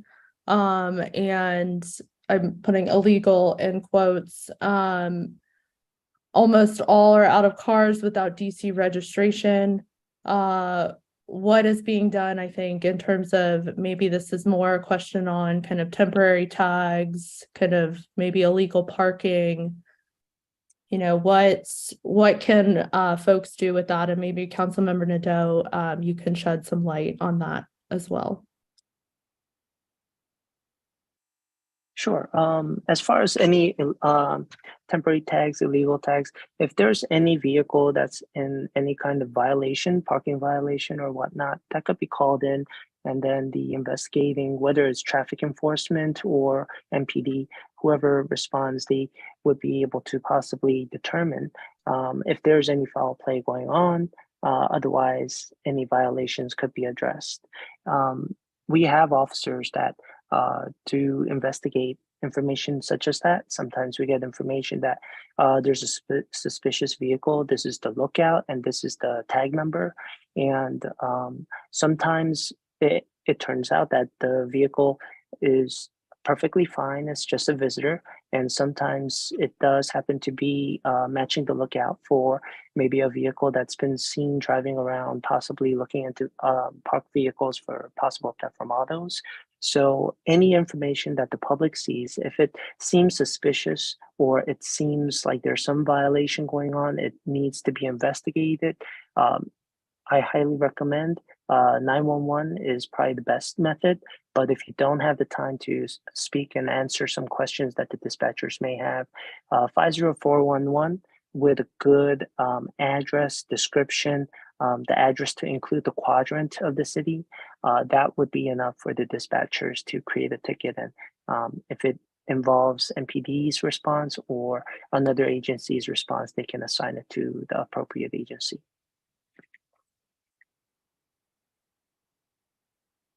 Thank you.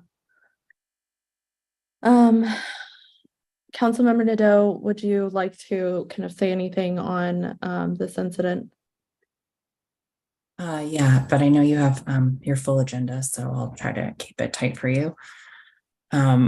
Obviously, I agree that what happened last night was really terrible and tragic, and all of those that I've talked to today that knew Marvin are very upset. I've been working very closely with MPD on this. As you can hear from Captain Hong, they're taking a really holistic approach to this. And so we're working together on bringing some of the wraparound services that are needed, behavioral health, and the Office of Neighborhood Safety and Engagement. We're asking them to engage on the block more. I know you've heard me say in the past that this area is very special to me because it's an area that I used to represent, and it's just very hard to see that we're still grappling with this type of violence all these years later. There's more guns on the street than there were then, and that is despite the fact that council has passed several laws to get them off the street, and MPD is working incredibly hard to get them off the street. So I did a statement on this earlier, and we'll put it in the chat for people who want to read more details. And I had a public safety update go out yesterday that's, more broad around the ward, and we'll share that too in the chat for folks. Just a couple things. One of the conversations we've been having in the community lately is just what do we do about the fact that there aren't that we need more police in the positions that we've funded. So I am thinking through ways to help MPD with recruitment for those positions, and also help with have some ideas floating around to help them with closing cases like this, which have been a challenge. So that's stuff that I'm working on that you'll see soon. Always, of course, folks who are here tonight know that if you have any video or have any information, please share with MPD. The information on how to do that's been in the chat. And also, if you know somebody who is in danger of hurting themselves or someone else with a gun, we do have a red flag law in DC that I authored that can help us get that gun away before something bad happens.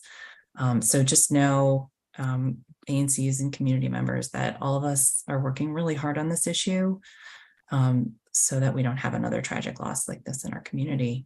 And I did have the chance today to talk with probably some of the same people that you did, Commissioner Harris, about their windows, and offered my support to them. And I know that that you're there as well. So hopefully they are feeling fully supported.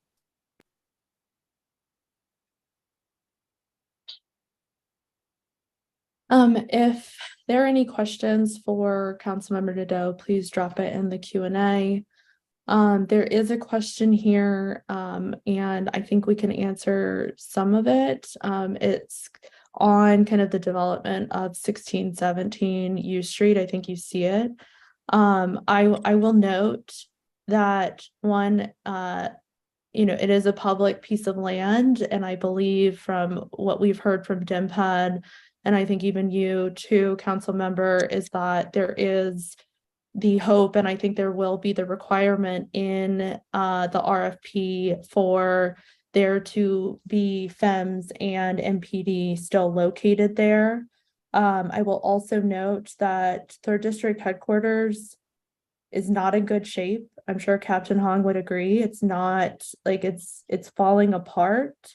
So I get the need of wanting the station there, but it is not in a good state, where I would imagine that MPD doesn't particularly enjoy working out of there. Right. The question in that, thank you, Madam Chair. The question in the chat is about why the district or me is disposing of the land at 1617 B Street.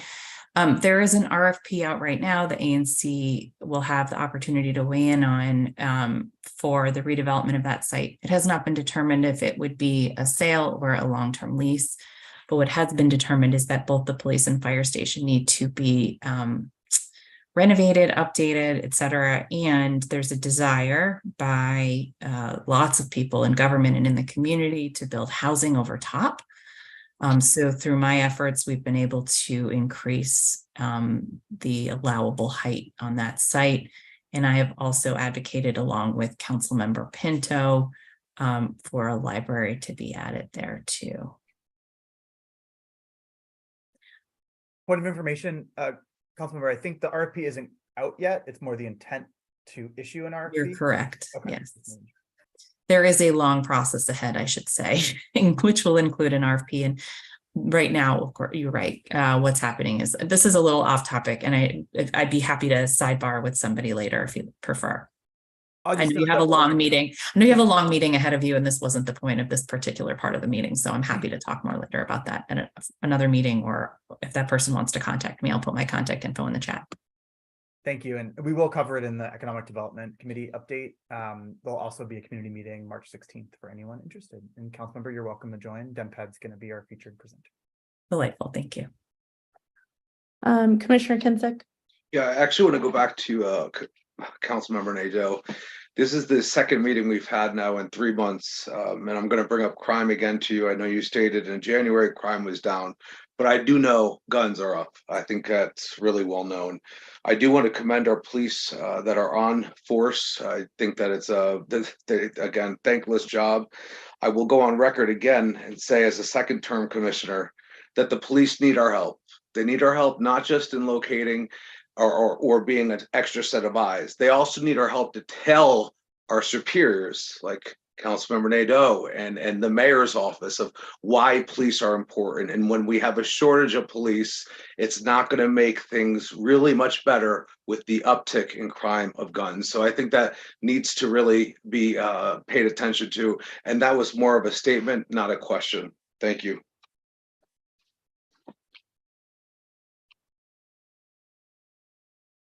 Commissioner Handerhan, did you have a question? Nope. I just wanted to jump in on the 1617U, which we can talk about later.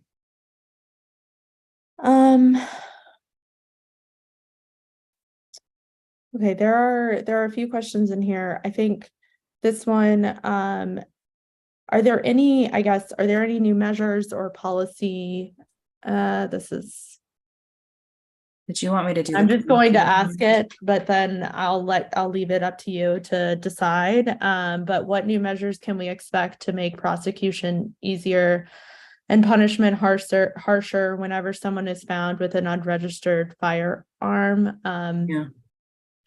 So the question led off with, if you don't mind me saying, it led off with the congressional action on the criminal code reform. Criminal code reform in DC has not been done since 1901, and we spent 15 years on this version of it. It was passed unanimously by the council, overridden by the mayor, passed again by the council, went to Congress. Congress has voted it down. The Senate is considering taking it up. And tonight, President Biden said that he would not veto it if the Senate shot it down, which is very disappointing for our autonomy. But the code itself that we passed would actually have increased penalties for crimes committed with firearms, or increase the allowable penalty. So that is a shame. In fact, it's a shame that the whole thing appears to be going down the tubes. I will say the council is still doing some advocacy on the Hill right now. And if you have friends in other states that you would like to contact for similar advocacy to their actual voting senators, that is always appreciated. The fact remains that we need to revise our criminal code. It's outdated. And one of the challenges that we have right now is that because it is so archaic and confusing and refers to crimes that don't exist and doesn't have references that ones that do, it is very hard to prosecute crimes in the District of Columbia. And when the person prosecuting your crimes is a U.S. attorney, and they have thousands of misdemeanors are coming across their desk, unlike any U.S. attorney in any other part of the country, they are often going to throw their hands up and say, I can't deal with this. And that is why a lot of our crimes go unprosecuted. The best thing we can do right now to reduce crime in the District of Columbia when it relates to the criminal code is to make it more clear, more easy to prosecute. And in this case, the way we wrote it, easier to stack penalties for crimes that have multiple things associated with them. Most of the crimes committed with a gun in the district are more than one crime at a time. So I am, as you can see, very frustrated. It's been a very difficult week around public safety in the District of Columbia, and this is the latest. So we are hopeful that we can negotiate with the Senate over this, because if not, we will still have to come up with a criminal code reform bill, and we will still have to send it to the House and Senate, because otherwise we're stuck in 1901. Yeah, and apologies, I didn't mean to gloss over that. I just was, no in terms of time, but I think I'm glad you touched on that, because anything that is prosecuted today, which I think a lot of people fail to remember, is that it's prosecuted from the current criminal code, the very archaic current criminal code. And so this revised criminal code that many people spent over a decade working on wouldn't go into effect until 2025. So anything happening right now and the concerns is from the old criminal code, despite people kind of framing it that it's the new criminal code. Commissioner Kinzik? Real quickly. And I think we want to, and then Commissioner Sycamore, and then we will want to move on. Real quickly, Councilmember Nadeau, is this going to include, people that are selling and producing the firearms? Can you clarify what you're asking about the criminal code? Yes, ma'am. And what is your question specifically? I don't know off the top of my head what's in the code about that. Feel free to follow up with me. But yeah, the bill that's being vetoed is the entire code. 10-4, thank you. I'm sorry, the bill that's being overridden is the entire code. Commissioner Sycamore. Thank you so much, Chair. Just 3 quick points. One, Commissioner Harris, Chair Harris, I would like to just caution you to, when you read out questions, to please not put your own affect or edit the questions, because that takes away the spirit of the question. When you start putting things like alleged, that takes away the power of the constituent to ask that question. So I'm going to ask you to please read question as is. Number 2, Councilmember Nadeau, thank you so much for updating your public safety website, or your website to include public safety up at the top of your priority. I do feel like it's a little too late, but here we are. So my question is for you, Councilmember, do you support Councilmember Gray's proposed bill to increase MPD and to put school resources officers back into our schools? Hi, Commissioner Sycamore. I'm glad that you appreciated my public safety update yesterday. Public safety continues to be a top priority for me and has always been, and continues to be one of the top issues on my website. I do not currently support the version of Vince Gray's bill, nor does the chief of police. Unfortunately, it's a lot of window dressing. It suggests that by law, we can increase the police force by 4,200. Right now, the police force has been funded. Council funded every officer that the mayor and the chief asked for, and unfortunately it's been very difficult to fill those vacancies, which is why I mentioned earlier that I want to focus on helping MPD with recruitment and working on a couple measures to do that. The other dangerous thing about Councilmember Gray's bill is it rolls back critical reforms to get bad cops off the force, which the chief also does not support. I think we can all agree that some of the reforms we put in place in 2020, for example, not allowing use of force, my bill that would prevent the use of, that prevents the use of chemicals against civilians. All of these things are things we don't want on our police force. Rolling back any of that attracts the wrong kind of people to our force. So I think we need to be very careful about how we talk about this work. I haven't had a chance to look at his SRO bill. It does sound like it runs counter to the action that the council has taken thus far. So I think we certainly would have to seriously consider whether that's the right direction to go. If it comes through the committee and to the full council, then I will obviously take a look at it more closely. But as I'm not on the Judiciary Committee, that would not be for some time. Thank you for your questions. Thank you, Madam Chair. Thank you. And there's one more quick thing. As a point of order, Commissioner Harris, when can I make when would it be appropriate for me to make a motion?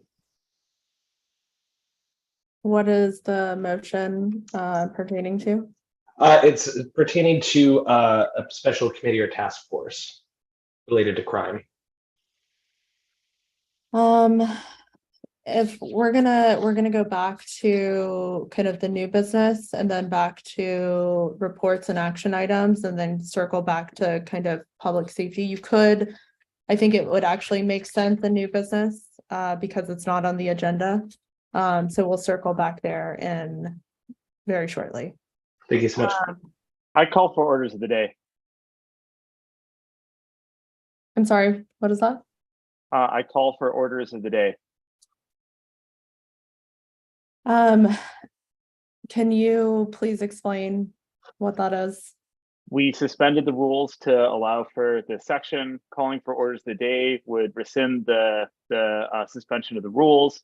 We can override it with a 2/3 vote, but my suggestion is that we end this session by calling for orders. Thank you. Yes, and I appreciate that, but yeah, okay. Thank you, Captain Hong, and thank you, Councilmember Nadeau, for joining us. Apologies to the audience. Well, I'm actually not going to apologize for my emotion because it is an important thing, and happy to talk with anyone after about this. So if you all need to get in touch with Captain Hong or Councilmember Nadeau, their information is in the chat. If you are having trouble viewing the chat, which I think I noticed one person noting that, we can, if you want to drop your email or privately message a commissioner, we can make sure you get that contact information. Now back to new business. Commissioner Holohan. Thanks. All right, so going back to what we were talking about before, I move that the full ANC support a letter to the council member recommending that the U Street Safety Initiative final report include a provision regarding the need to hold hearings and forums to review the potential or need for alcohol code reform to provide for the well-being of the U Street nightlife operators as well as the adjacent residential neighborhoods. Second. Discussion. Commissioner Jones. I'm sorry if I missed this in the motion. Is a commissioner assigned, is a specific commissioner assigned to write this letter and authorized to write this letter? And if not, would you mind amending that motion to authorize that so I don't have to write the letter by committee later? I will do this, yeah. Thank you.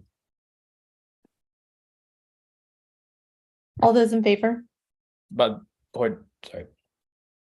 I have another motion, I'm sorry. Okay, Commissioner Jones. Motion to amend the motion on the floor to specify that Commissioner Holohan is authorized by that when we pass the motion, Commissioner Holohan is authorized by the commission to write the letter on the commission's behalf and to follow up appropriately. And just as a point of information, you can raise a friendly amendment. You don't have to set a new motion. Under Robert's rules, but point of parliamentary procedure, Madam Chair, under the. Okay, I will accept the motion. I'm trying to get through this and I understand the parliamentary procedure and I will clearly do more homework on this. All those in favor second for, is there a second for Commissioner Jones's? Second. All those in favor? Opposed? Abstentions? Motion passes. Thanks, y'all.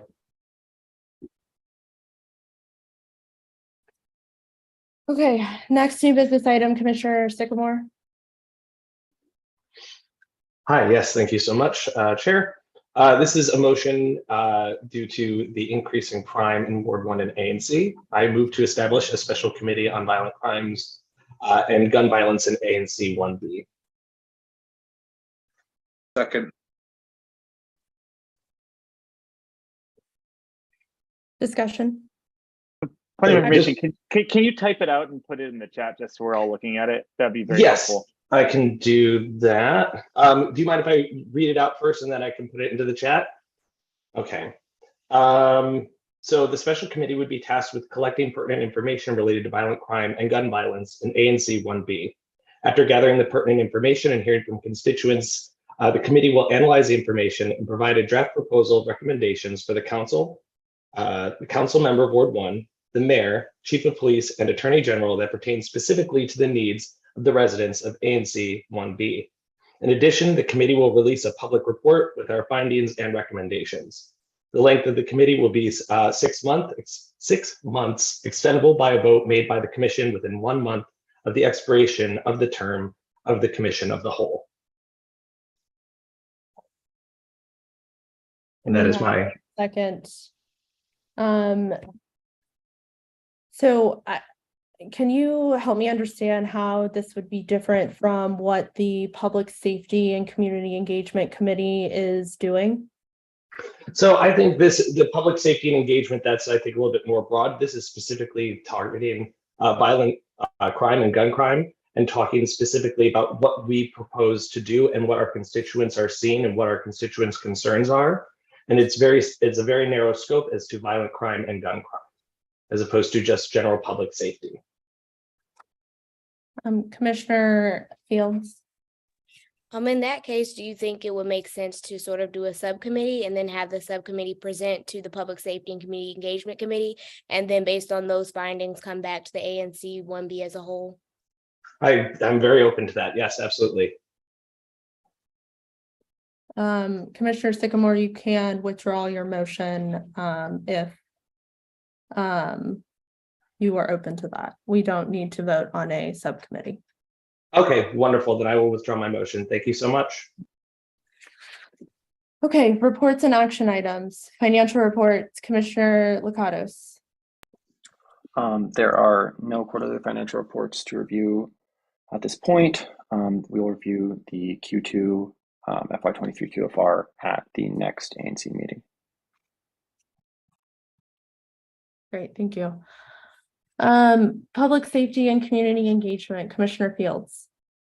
Yes, thank you. At our last meeting, we had Commissioner Jones present, who helped us create a draft resolution requesting updates from WMATA and OUC on responses to safety incidents that have impacted the Metro Rail in the ANC 1B area, specifically the U Street Metro Station and also the Shaw Howard Metro Station.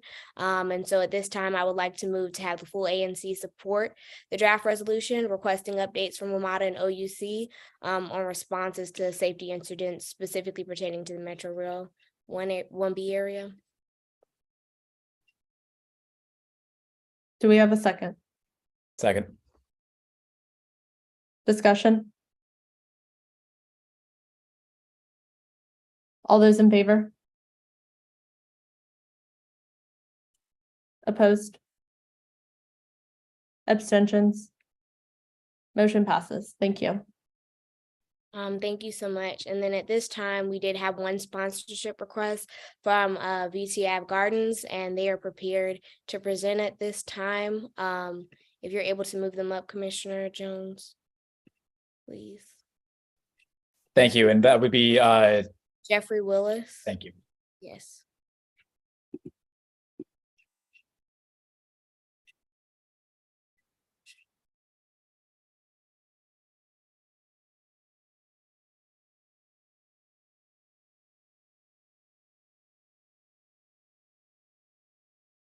You should be able to take yourself off of mute, Mr. Wallace.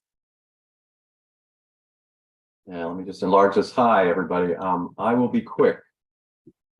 Long meeting, isn't it? I hope you're already familiar with our Vermont Avenue Gardens. If not, very briefly, this is our 20th year, believe it or not, of taking care of these gardens, which years planted way back when. The stretch of gardens starts at just above 11th Street, goes up Vermont to Florida Avenue. These are the median beds, and we also are going to be taking care of the new triangle bed that's up there as well by Florida and V. Every spring we have a garden party event where folks come out and really work for like 3 hours, and we have about 50. We've had up to 75 folks, but most importantly, I think the gardens benefit everybody. People who live here throughout ANC 1B, visitors who come and go. So thousands, tens of thousands, this is going on every day. It's not a single event. We're also going to have a fall work party as well to put in fall seasonal annuals, which we started last year. We have terrific support locally in the neighborhood for door prizes, for lunch, for breakfast. We have t-shirts for our folks now. So this mom and pop thing has gotten a little bigger every year. And I've been coordinating it, and it brings me great joy, and I hope it brings a lot of other folks joy. And we're asking for your support to join us this year. We lost one of our major sponsors and trying to fill those shoes, and hope that you could do that. It just seems to me like a great fit. I'm joined tonight as well by Frank Smith, who's a the director of the African American Civil War Museum and Memorial. They are our sponsor, 301, 501(c)(3) books, and we've partnered with them because they flank us, on both sides. I'm so sorry, Mr. Willis. You are cutting out as you were speaking. I don't know if you can move closer to your mic or just speak louder. We did get some of it. I believe you were talking about the African American Civil War Museum and the gardens flanking that, but you cut out just a little bit there. I'm sorry, I'm gonna have to switch to earbuds or something on the next to do that right now. I hope this is a little better. Is it okay? Yeah, a little? Okay.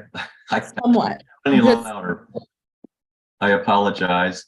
I do want to point out, hopefully you all have had a chance to look. We sent you a cover letter and the application completed as emails this afternoon. And I think that Commissioner Fields is able to put something up, possibly if you need more, showing a map and showing the application and pictures too.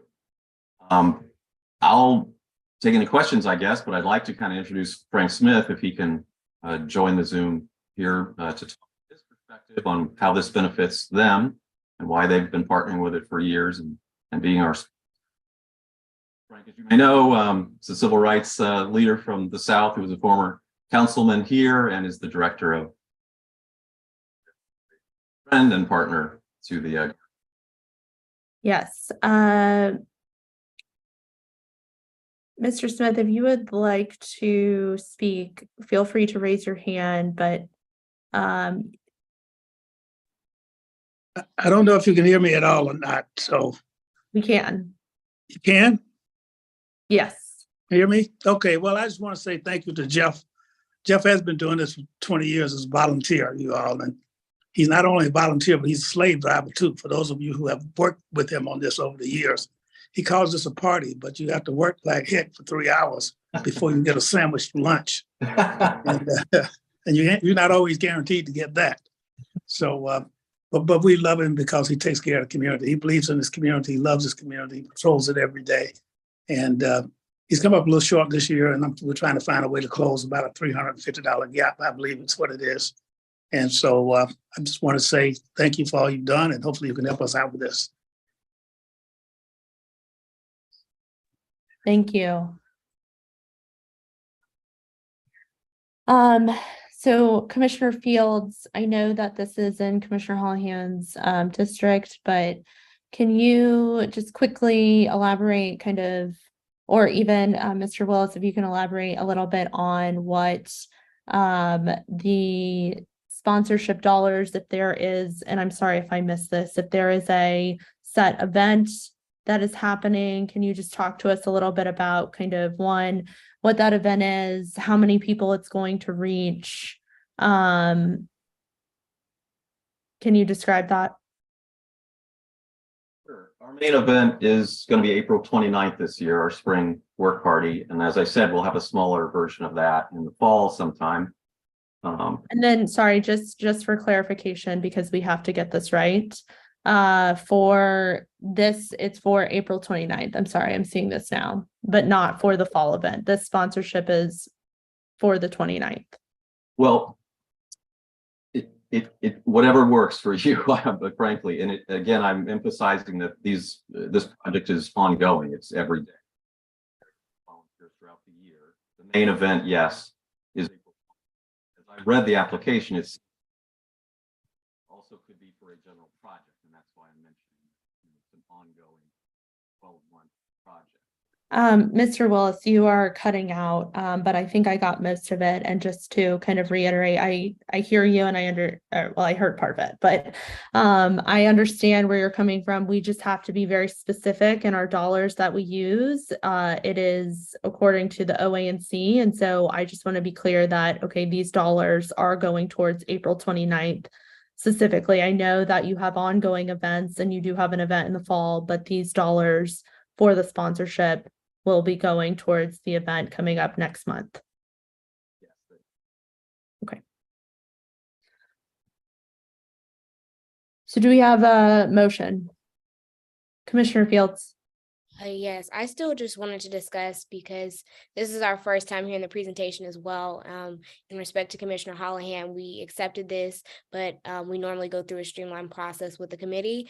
So I haven't had the chance to ask questions. My question for you would be if you can also elaborate on what the $500 would specifically be used for, if that would be for tools, if that might be for food, if you're able to give us an exact pinpoint of where those dollars will go in that area as well.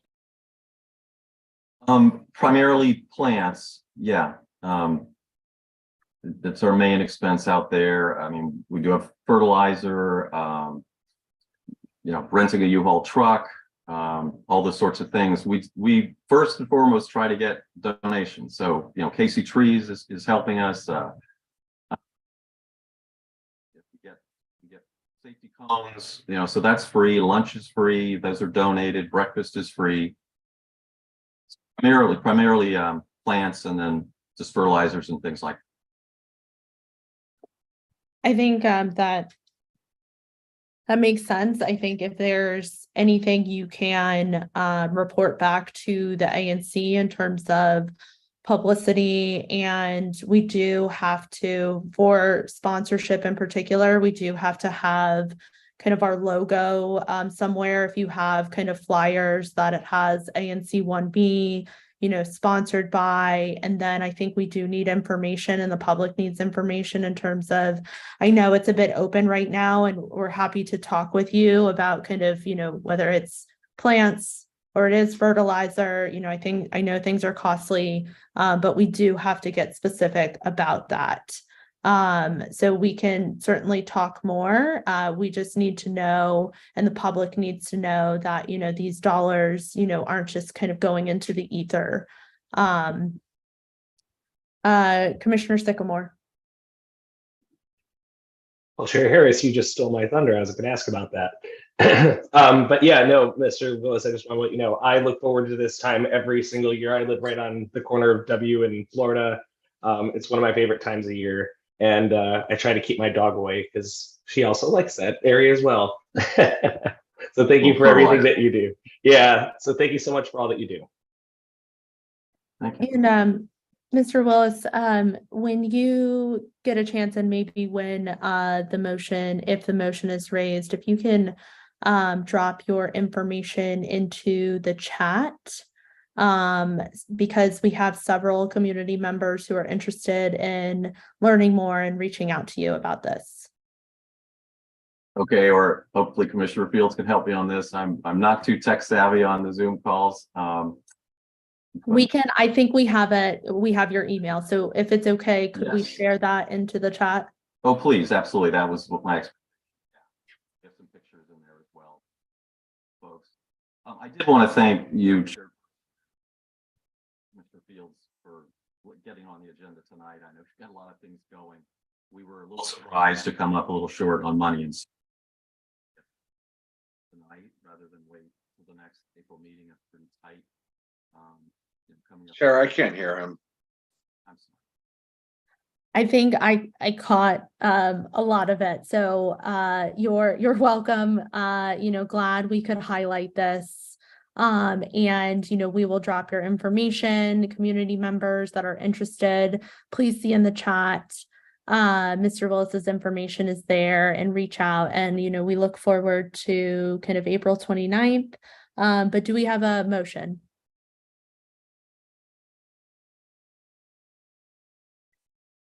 Commissioner Fields.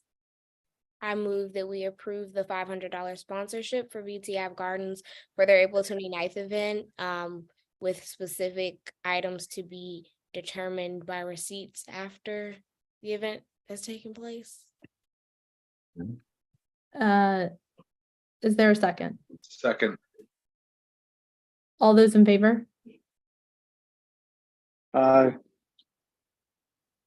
Opposed? Abstentions? Motion passes. Thank you. Thank you. Thank you. I'll follow up with you after this meeting, Mr. Willis, so that we can further discuss. But yeah. And when is the next public safety meeting? The next public safety meeting will be March 14th at 7 p.m. and it will most likely be in person, but those updates will be on the website. Great. Zoning, preservation, and development. Commissioner Jones. Thank you, Chair Harris. There were no votes taken at the Zoning Preservation Development Committee. The next meeting will be Monday, March 20th at 6:30 p.m. via Zoom. If anybody is interested in joining the ZPD community as a community member, please contact me at 1b09@anc.dc.gov. Thank you, Chair Harris. Economic development, Commissioner Handerhan. Hey everyone, excited to talk through two pretty big things this evening. The first is going to be 1617U. There is no votes on this tonight, but would like to just share a brief update, in part because we've gotten questions about it, but also because we talked about this public disposition at our February meeting. Is it okay if I share my screen? I think it might be a little easier to communicate this. Okay, great. Just didn't want to surprise anyone. So hopefully you can see a Word document up on the screen. Okay. Yeah. So perfect. Thank you. So the 1617 U Street public disposition project is going to go on for multiple years. It is regarding a district-owned site located between U Street and V Street. It touches 17th and then doesn't go all the way to 16th, but those are the boundaries of the block. Currently, there is a fire station and a police station. Here, there's a DemPed portal up on the screen that has not as much up-to-date information as I would like, but they will be adding information there over time. Right now in the project, it's in its very early stages. We're going to talk about the Reeves Center next. We are kind of at a point before the Reeves Center even was touched by this committee. And that is because it's not a by right project. The Office of Planning has submitted a map amendment to rezone the site from MU4 to MU10. That would be in part so that any proposal that was submitted through the RFP could include IZ and added density to the site. So I think this is referred to and kind of easy to understand as upzoning, which means that it gives more options for any developers to propose a plan that would be consistent with the MU10 zoning instead of the MU4 zoning. There was an initial administrative hearing on this about a week and a half ago, and there's going to be a full hearing on this in early May. So it's gonna be really important for the Economic Development Committee to hear feedback in the month of March and then have this committee vote in April. So it's part of the reason I wanted to just walk through what I know about this project so that everyone's kind of prepared for next month. In the minutes, I just copied some of the images that you can see here so you get a sense of where the site is. I want to talk about the next step. So over the next month, the Economic Development Committee will be gathering community feedback. We're also going to work with our partner ANCs because this site sits in 1B, but adjacent to several other commissions, and it was actually a new addition post rezoning to our current commission. In April, as I said, we will vote on a resolution. In early May, the date has not been set. There'll be a zoning hearing on the map amendment. Again, that's just the first step in a very long process. After that, there'll be an RFP and a whole disposition process in which we will hold several opportunities for DemPed and others, the development teams, to come and talk to the community. So this is a first, but not the last chance to provide feedback. And you can provide feedback up to 24 hours of whenever the hearing gets scheduled. So that's why if we vote in our April meeting, we are kind of guaranteed to be able to submit that as part of the pre-hearing pieces. This is a multi-year process. The RFP is not even out yet. There's also going to be a hearing in front of council, so clearly council members are important stakeholders here.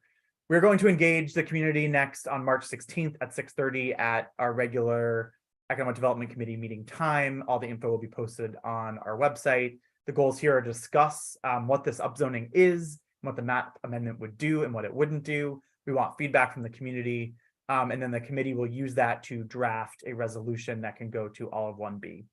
1B meets next on Thursday, April 6th at 6:30. That's when we will vote on the resolution. We will provide some time for community feedback, but if you are really interested in this project, I suggest you come on March 16th because we'll be drafting the resolution at that meeting and just discussing it with amendments if people are interested the following. So that's what I wanted to share on 1617. I'm going to jump to Reeves, but I did want to just, I think it probably makes sense to pause for any questions on 1617 if we have them.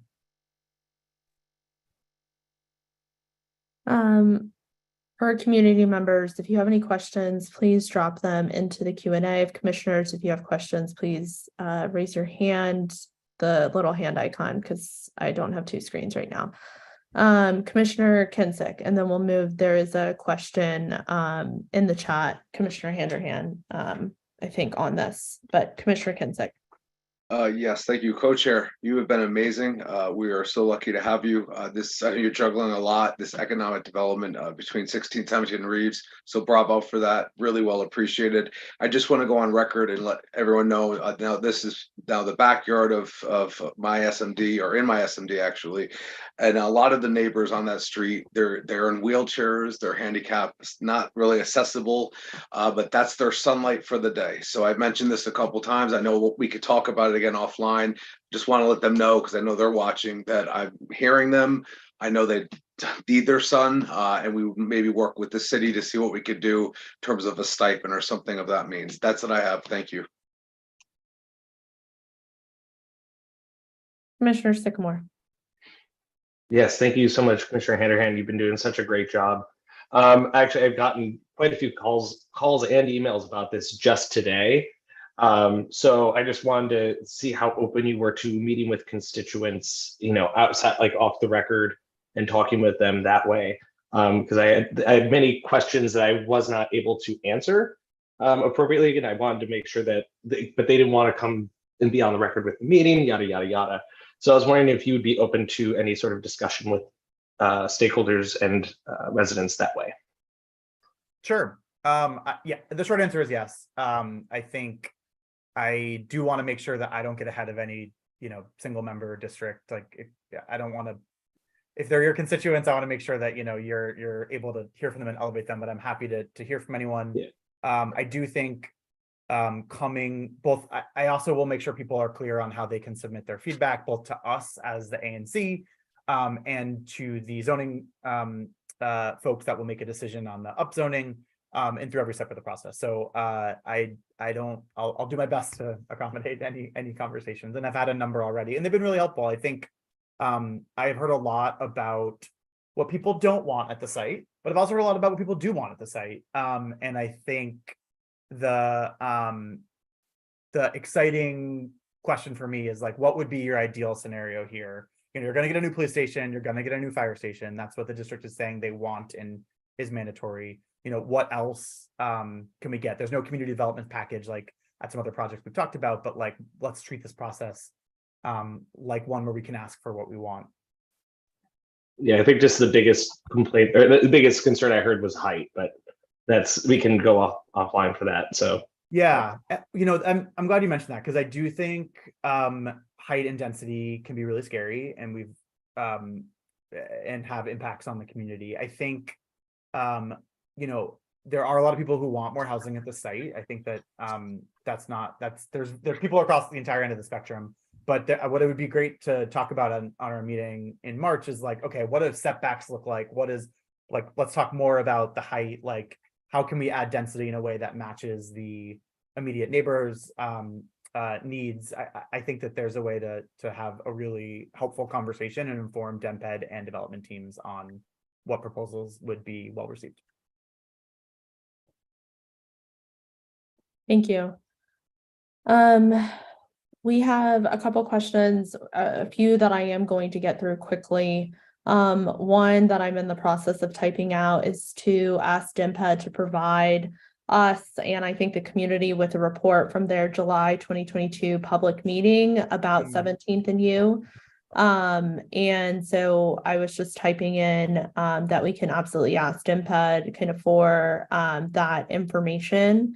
I'm sure there's not a guarantee, but we will absolutely ask. I think it's important pieces of feedback and insights, you know, as we move along in the process, unless Commissioner Handerhan, that's something that we can't get.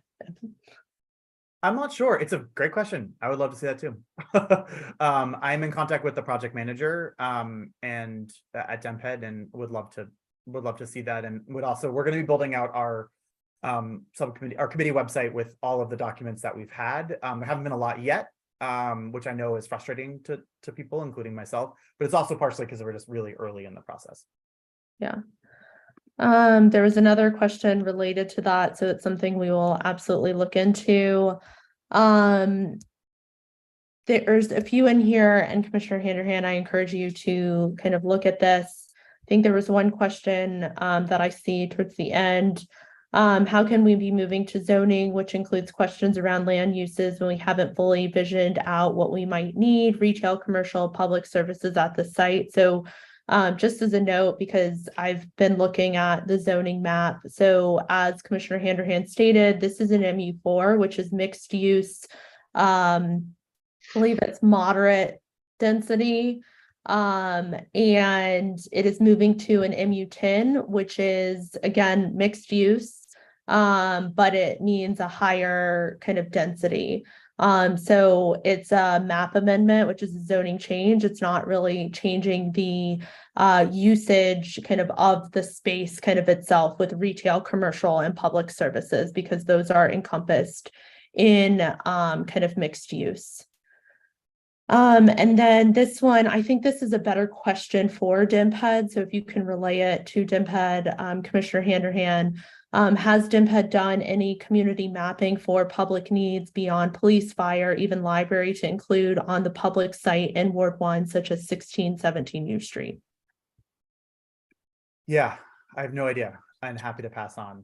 I'm gonna drop in, and if Secretary Jones could share later. There is a decent portal, I think, on DemPed about public dispositions that I think can be helpful, maybe for just thinking about what how that process works. I also just want to acknowledge the question that Chair Harris said around the like, how are we doing zoning before we know what's going to be there? The way that I think about that, and it's a great question, is that the fundamental zoning changes the suite of options moving forward, but it would necessarily happen before we have a plan in a process like this. There are other ways where maybe you have a plan and you change zoning to match that plan, but there is not a plan yet. It's just intended to alter the universe in which options can happen for more options, for more dense options. But what those are not stipulated yet and will not be for quite a while. It's cutting through the red bureaucratic tape. It's having that extra size. So that's basically it.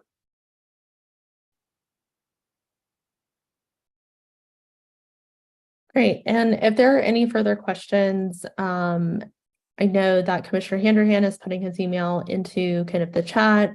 So please kind of email there. And I strongly encourage community members who are interested in this development to attend the meeting on March 16th. Wait, did I get, yeah, March 16th. To kind of hear from kind of the Economic Development Committee members and potentially hear more from kind of DMPED. So moving with that, I think next item, Commissioner Handerhan. Sure. I just dropped in my email to the chat, so if people want to talk offline, but also to Commissioner Sycamore's question, if you're getting questions, please send them my way. I want to make sure the commissioners are aware of the big strokes details because we are going to be asked to vote on a resolution, but also happy to have any conversations, as I know our Commissioner Fields and Commissioner Kenzik. Okay, so tonight we do have one item to vote on. That is a resolution regarding the Reeve Center redevelopment. I would also like to share my screen. So this was in the agenda packet. Hopefully folks got a chance to review it, but I know that not everyone does. So if everyone's okay, I would like to walk through this the verbiage and kind of do some context setting and then open it up for questions and comments. There was also a kind of late breaking suggestion from committee members after the for a member who couldn't join the committee. So I'm going to propose a I would like to motion to make a slight amendment to this. I don't know if I should do that now or wait until I open the. You can wait. You don't have to, because we also don't have a motion to approve or support this resolution right now. Sounds good. So for full transparency, I'm going to show a version that is going to be inclusive of the change that the Economic Development Committee would like to be in here and that I am going to propose later, but it is not what was in the packet. So if that's confusing to folks, I just want to make sure it's clear. So what this resolution does is it will be sent to DMPED to provide great weight into the RFP decision that DMPED has to make between the two development teams who submitted projects for the Reeve Center at 14 NU. We talked earlier, this development is going to change that area dramatically. It will be good for addressing things like public safety, but stepping back, it is probably one of the most significant plots in all of Ward 1, if not just 1B. It is a municipal building right now. It's going to have some municipal functions, but not as many as in the past. And the RFP kind of specified that there'd be some, but not a ton. And both development teams were, have a lot of similarities because, both development teams proposed options for the site that are similar based on the requirements of the RFP. What this resolution does is proposes a number of language that talks about the background and history of the site. It talks about the things that we as a community have said in the past are important to us. And the whole first page is actually just the exact same language that the former version of ANC 1B passed back in 2001 when the first RFP came through. That RFP failed. The same two teams replied to the new one. So we felt like that content was appropriate. I want to acknowledge that most of this commission is new. So I'm not assuming that everyone here is going to be familiar with this or support it. But given the very condensed time frame that DMPED gave to make a decision to keep this project on track, the committee thought this was a very appropriate way to move on to what's most important. So what's most important is these items under the whereas clauses on number 2. Talks about housing, employment, retail and entertainment, arts and education, transportation and environment, public space, and the management of the site. What the committee did through a very long meeting last week, and I want to acknowledge we have a lot of committee members last month rather on the line with us today, and I just want to thank them so much for doing the heavy lifting of looking at these plans and creating comparisons and coming up with language. So we basically came together and said, based on those values of the community, here are the things that we like the most. And then we picked the team that we thought was the most adhered to the values of the community and what we heard from our constituents around what should be at this site. So there are 2 projects, and Reeves CMC Venture is the project that we think, considering everything, provides the type of programming and development that we would like to see at the site. There are a ton of supporting documents that are posted on our website, on DEMPED's website. We have had presentations from the development teams. Because there were 2 RFPs, we've kind of done this twice. And so hopefully this is not like super surprising to anyone, although Commissioner Johnson, you're stepping in as a new commissioner and may not have been tracking, but I would like to just pause there and see if folks have any comments or questions and or would like me to elaborate on anything just for the good of the community. Commissioner Handerhan, there is a question in the chat. Can you talk about, I think it's like a track change? Yeah. For So arts and this is a education? change that just didn't get into the version that was sent around to the entire in the agenda packet, and we thought it was easier to I'm going to propose that we amend it this way, but it wasn't what's in the packet, so I wanted to be transparent so that people didn't think we were changing something without the proper process. Can you talk a little bit about what this change is? Like it's hard to read, at least on my screen. So can you dive into that a bit before we can open it up to commissioners? The arts and education, yes, I'm sorry to interrupt. The arts and education use was something we talked about a lot and felt that the original language, which just cited 2 of the partners that Reeves CMC Ventures has planned to partner with in the site. We didn't feel like that provided enough of like heft around the why. And so what this does is leaning into our desire to provide as much space as possible and talk a little bit about the differences between the 2 plans. In an ideal world, I'm just gonna be honest, we would have done a lot more of that, but on the condensed time frame, we wanted to kind of do the best we could. So we talked about how there's a strong feeling among the committee, and I certainly agree and stand by this, that dedicated arts usage, which is the intent of the Duke plan for the U Street corridor, is often not as realized as it could be. And so we thought it was really important with the signature site to bring more than just nightlife that has live music, which is great, but we already have a lot of, and really think about the anchors of the arts community that could be in such a big space. And so we were really pleased with the Reeves CMC plan to include arts and education through partnerships with the Alvin Ailey and the Washington Jazz Institute. Legacy Community Partners want to acknowledge that the other development team also had Constellation Theater, which is a similar set of programming. But we really liked the kind of in-depth and amount of space that was dedicated to the others.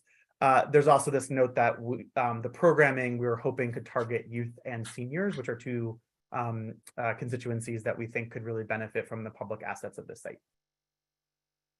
Thank you. I actually like this language here because we've had some back and forth kind of with dining and nightlife, and some feedback that they're considered in the arts overlay, which is true. However, the arts overlay's purpose was for kind of diversifying that in terms of, when we think about arts, like whether it's different or smaller amphitheaters or jazz clubs, if we're going to even talk about kind of nightlife, or, thinking about, the other arts and not just kind of dining. So I think this is an important addition to kind of the resolution here.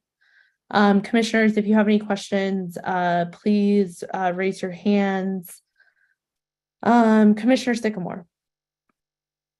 Hi, this looks great. Because I have a hard time remembering which company was, or which development team was which. Can you remind me which person was the one who presented this in the last meeting?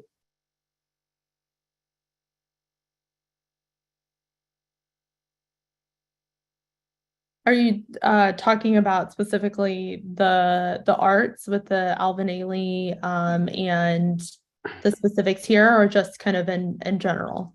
Yeah, so the one that you all have chosen, I can't remember who gave that presentation last time. Sure. So there, each team is run by a pretty large collection of organizations that you would need for this kind of development.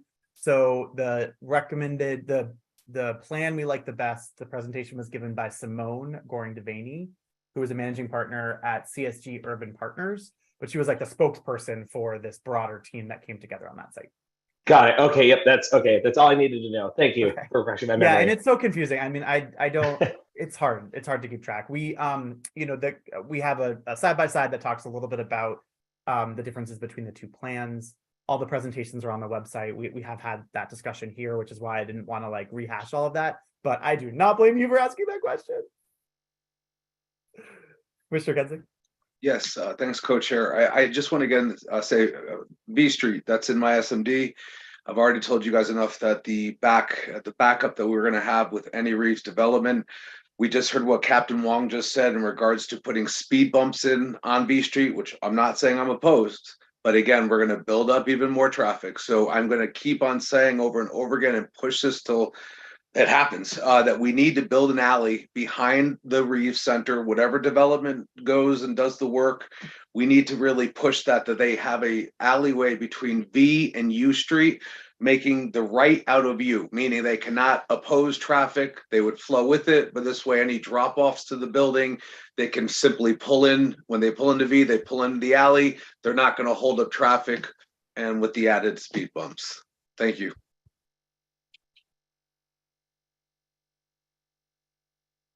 Yeah, and Commissioner Kenzik, I think if you want to make a motion to amend this, once there's a motion and we have discussion, I think that we tried to stick. So I totally hear what you're saying. I think traffic flow is a big concern. Drop-offs and pickups were talked about a lot. We generally refrained from asking for big structural things that weren't in either plan, thinking that was just not as realistic. But I hear your point and totally understand it.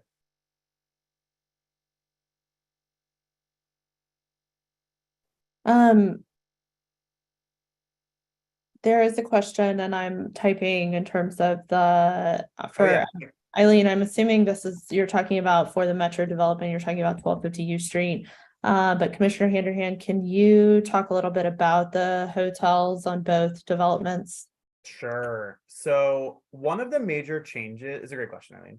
One of the major changes in this RFP from the last one, and one of the few changes, is that both plans are required to have a hotel. So or any plan is required to have a hotel. So there's some disagreement in the community about that. I think there's a lot of support. There's some people who don't support it. But at the end of the day, that's what the RFP had in it. And so that's apparent in both plans. There are some differences in the hotel. So I'm pulling up my reference sheet.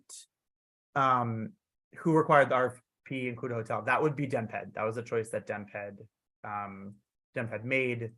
The resolution that we passed last time as a commission, again, not this group of people, but the version of this committee a year and a half ago, did express support for a hotel. But I will say this is not universal on the Economic Development Committee, but it is the choice that DEMPED made. So the hotel for the Reeves CMC is focused more on residential long-term stays, and there's 116 rooms. The hotel for Legacy Community Partners has 160 rooms, and it's not specified for long-term stays. And I think, and I'm sorry if I missed this as I was typing, but I think for Reeves CMC, they mentioned that the hotel, I guess it's similar to 1250U, but it's going to be a model like, there's kind of instances like this. It's a company called Sonder, which it's a bit more like long-term stays. At least that's how they were framing it during kind of the disposition meeting before. Something to note here, Commissioner Handerhan, I guess it could be a point of information. I'm sure the two commissioners will correct me on Robert's rules if that is the case. But for the motion, you can add in, for the kind of resolution, you can say you are adding in the points versus calling for another motion for an amendment. So you can include the points that were added in to that, if that makes sense. It does, thank you. Commissioners, are there any other questions? And then in the audience, if you all would like to come off of mute. Yes, I know there's no motion on the floor. I was clarifying for Commissioner Handerhan, Commissioner Johnson. If there are any community members that would like to come off of mute, please feel free to raise your hand and we can take you off of mute. And I will give it a couple seconds because I know that this is an important project, although it feels like deja vu on this. Commissioner Jones, if you can take Chris off of mute. Commissioner Harris, Chair Harris, do you mind if I answer the question? One of the Oh, questions? sorry, I didn't even see that. Of course. It's all good. Just knowing it takes a while anyways. The question, so the decision that DEMPED has made for a public disposition is not really what we're talking about this evening, but this resolution does indeed endorse that plan. There's a question about if we sell or lease, who do the profits go to? The idea of the RFP is that the district says what they want, and the development team builds it. And so the model, what I'm just trying to say is like, everyone's supposed to get positive things out of the interaction. The community the Reef Center is not a positive community asset right now, if you ask me. And both plans that proposed are going to be great for the community. As far as where the profits go to, that's not even known yet. We asked some questions about finances, and there's a lot of questions that get negotiated once the development team is chosen. Totally fair question, not really, I think, in scope of at least how the Economic Development Committee thought about this project.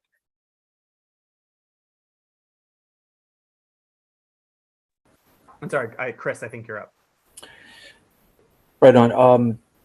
Appreciate the feedback on this. And, you know, as I recall, this sort of, there was a fit and start here with DEMPED. They had, you know, created an RFP, then released it, but then rescinded it, and then it sat around for a couple years. So it kind of feels like this timeline now is kind of crushed because of DEMPED's kind of decision around the prior RFPs and all of that. But I think like what we have to be real about tonight, and for this commission, and actually if this Reeves Center stuff goes through as is, not a critique of anything here, but it's just kind of shocking to think that we're in an affordable housing crisis. And by affordable housing, I'm not talking about 80% AMI or even 50% AMI. I'm talking about housing for people making the living wage, for families making the living wage, for the servers in the hotel, for the librarians, for the bus drivers, right? I mean, that's kind of not what we're seeing in the RFP, but we're seeing in the RFP a hotel, a luxury hotel, like a type of place that, you know, very wealthy people will only be able to afford to go. and we'll be able to enjoy our public land in that kind of luxury way. I just think it's kind of shocking. And knowing everything we know right now, just how the city has misspent the money for affordable housing, for actually unaffordable, like truly, like for money being spent on affordable housing for people making $80,000 a year plus. That's what affordable housing means. So when you hear the term affordable, we really got to drill down a bit and get into what that quantitatively means, because affordable housing could mean a housing unit for somebody making $80,000 to $120,000 a year, and that's not affordable for most people. So, but to the point of the hotel, I don't know how it got in the RFP, and I know you're kind of going within the requirements of the RFP, but if this commission truly feels like a luxury hotel should be put on our public land, and knowing the racial wealth and income gaps in this city and who might be able to afford going to that hotel, who is this public land really going to benefit? I think the hotel thing is shockingly a joke, and it should be removed from this project, or at least a sentiment of that should be elicited to the council before they surplus it, because the profits from that hotel are not going to benefit us. There's going to be tremendous traffic, and it's geared towards a certain clientele. Thank you.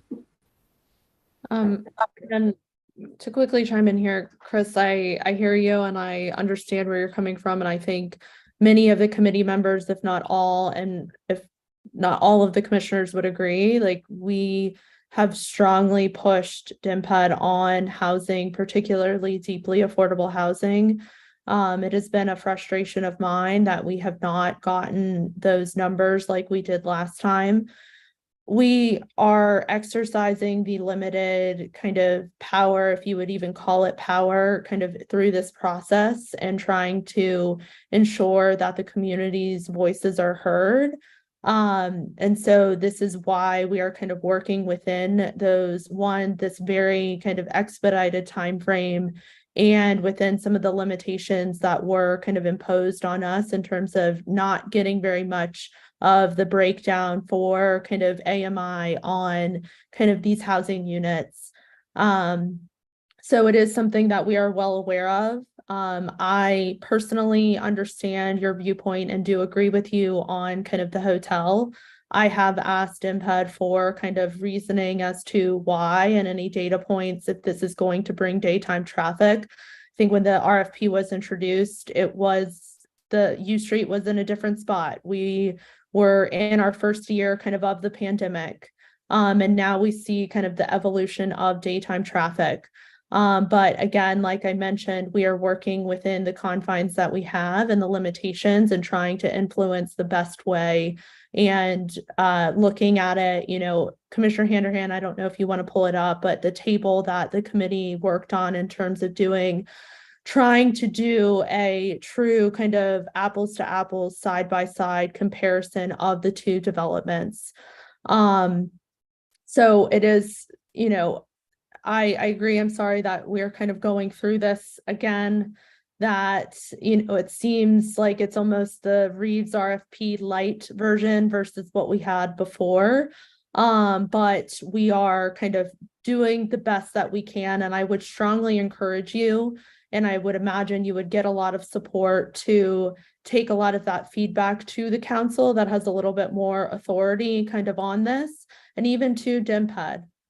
Because they need to hear this feedback, especially with the large project like 1617 coming up. If I could just say one thing, housing is probably the most housing, and really leaning into the intent for the arts usage. Those are the things that I would say I heard our committee members talk the most about. Both sites do add over 400 units of housing. The affordability challenge. So I used to work at HUD. I totally understand the differences between various levels of subsidized housing in a community like DC and like Ward 1 and the U Street corridor. You see very limited opportunities for the deeply affordable housing. This is the chart that Chair Harris was mentioning that have the breakdown of units. We wish we could be more detailed. That's why without the information that we wish we had at this point. I'm just going to read the housing section because I can't think of anything that's more important. But we say we encourage DEMPED to continue to push for 1, more deeply affordable housing, 2, more family-sized units, and 3, more opportunities for seniors and intergenerational households. So I do hope that that value statement, in the parameters that Chair Harris just said, resonates with the intent of the question. And I would say if this project if it didn't go through public disposition, we get no housing. So at least, as a possible comparison point. Commissioner Jones, can you take Eileen off of mute to speak? I see her hand raised. Yeah, thank you. I really did appreciate the 2 statements just made, Commissioner Handerhan and Chairperson Harris, about supporting the need for more affordable housing. I have to say, when I saw hotel, that just really jumped out at me because I had the same concerns, more eloquently voiced by, I guess it was someone named Chris, of why do we need to allow that in public space? I mean, when there is such a great need for affordable housing in this community, in this city, in this ANC, in this ward. And 14th and U means many things to many people. Right now, one thing it seems to mean to a lot of people is that it's kind of like becoming like Amsterdam. Come here and get your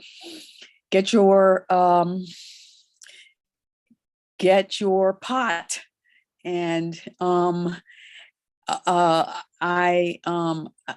don't know. I'm not equating a hotel with pot, but I'm just saying we really need to think about what we want this area to draw and what we don't want it to draw, what we want it to promote, what we don't want it to promote. And we don't want it to be a little Vegas. We don't want it to be an Amsterdam. I don't think so. I've lived in this neighborhood for going on 25 years, and some changes have been welcome and some really unwelcome. But the idea that there's going to be a luxury hotel there, also given that there's going to be another hotel 2 blocks away, seems really to be sending the wrong message about who we want to stay in the neighborhood. What about all the people who are unhoused right now living in our neighborhood?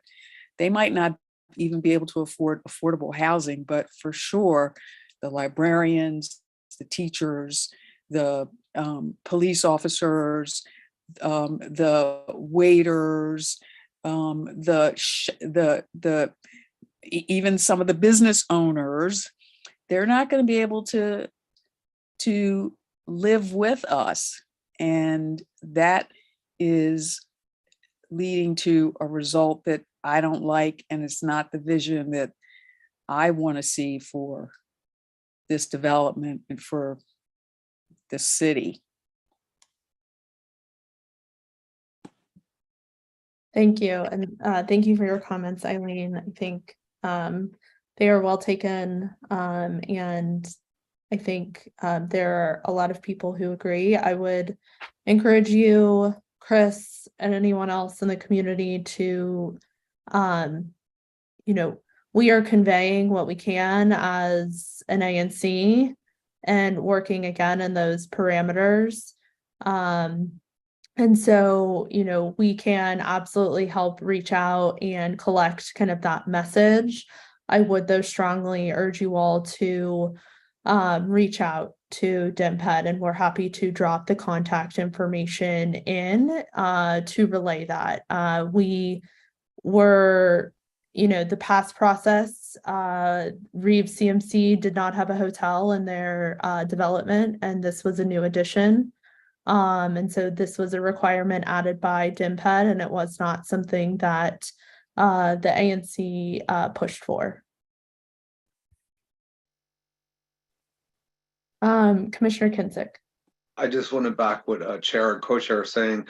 Eileen and Chris, I think I can speak for most of us, although I really can't speak for most of us, but we want more affordable housing. We know it's needed. When we say affordable housing, I don't mean affordable housing for $80,000. I'm talking about affordable housing, people making $30,000, people that actually are making this operation happen around us and need to live closer to proximities. And although, we're limited in our power into what we can do, and co-chair has made sure and even myself being in those meetings saying that we did not think the hotel was really a good idea, we're limited, as chair and co-chair keep saying. The only thing I will tell you is being completely against it at first, and I thought about it more, with this pandemic, it's taken us for a loop. And I will say that a lot of these businesses down the U Street and Black Broadway have suffered from it.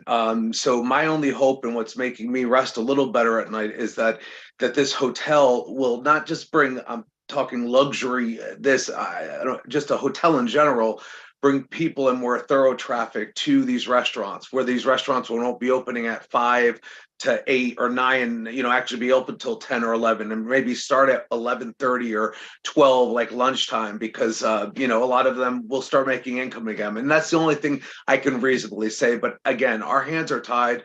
I don't agree with it ultimately, and I think there's only so much we can do as commissioners. But we do hear you loud and well, Miss Eileen and Chris, and I appreciate your comments.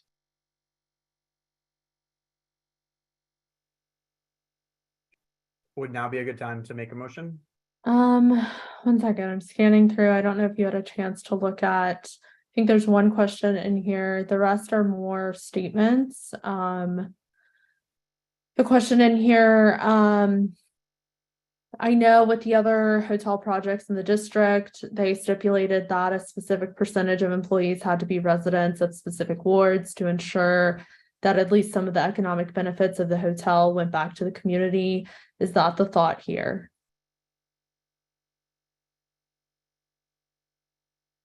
Sorry, I was kind of processing it. Sorry. Specific percentage of employees have to be. Oh yeah, okay.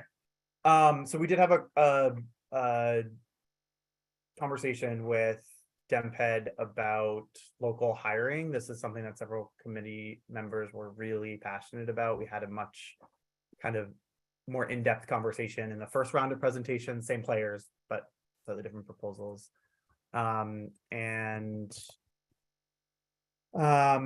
Let's see. We talk about dedicating space to local nonprofits. But what I'd like to highlight in the development plan or the resolution, which I'll share again. Sorry, I like to see people's faces when we're talking, but we'll pull up the language again. We talk about providing, asking DemPed to further the opportunity to create permanent jobs in the area, net new if possible, and continue negotiations with whichever team is selected to add more permanent jobs, and a specific commitment for training opportunities for DC residents who live within 1 to 5 miles of the site. I think that to us felt like a strong and specific statement that would further the local hire efforts.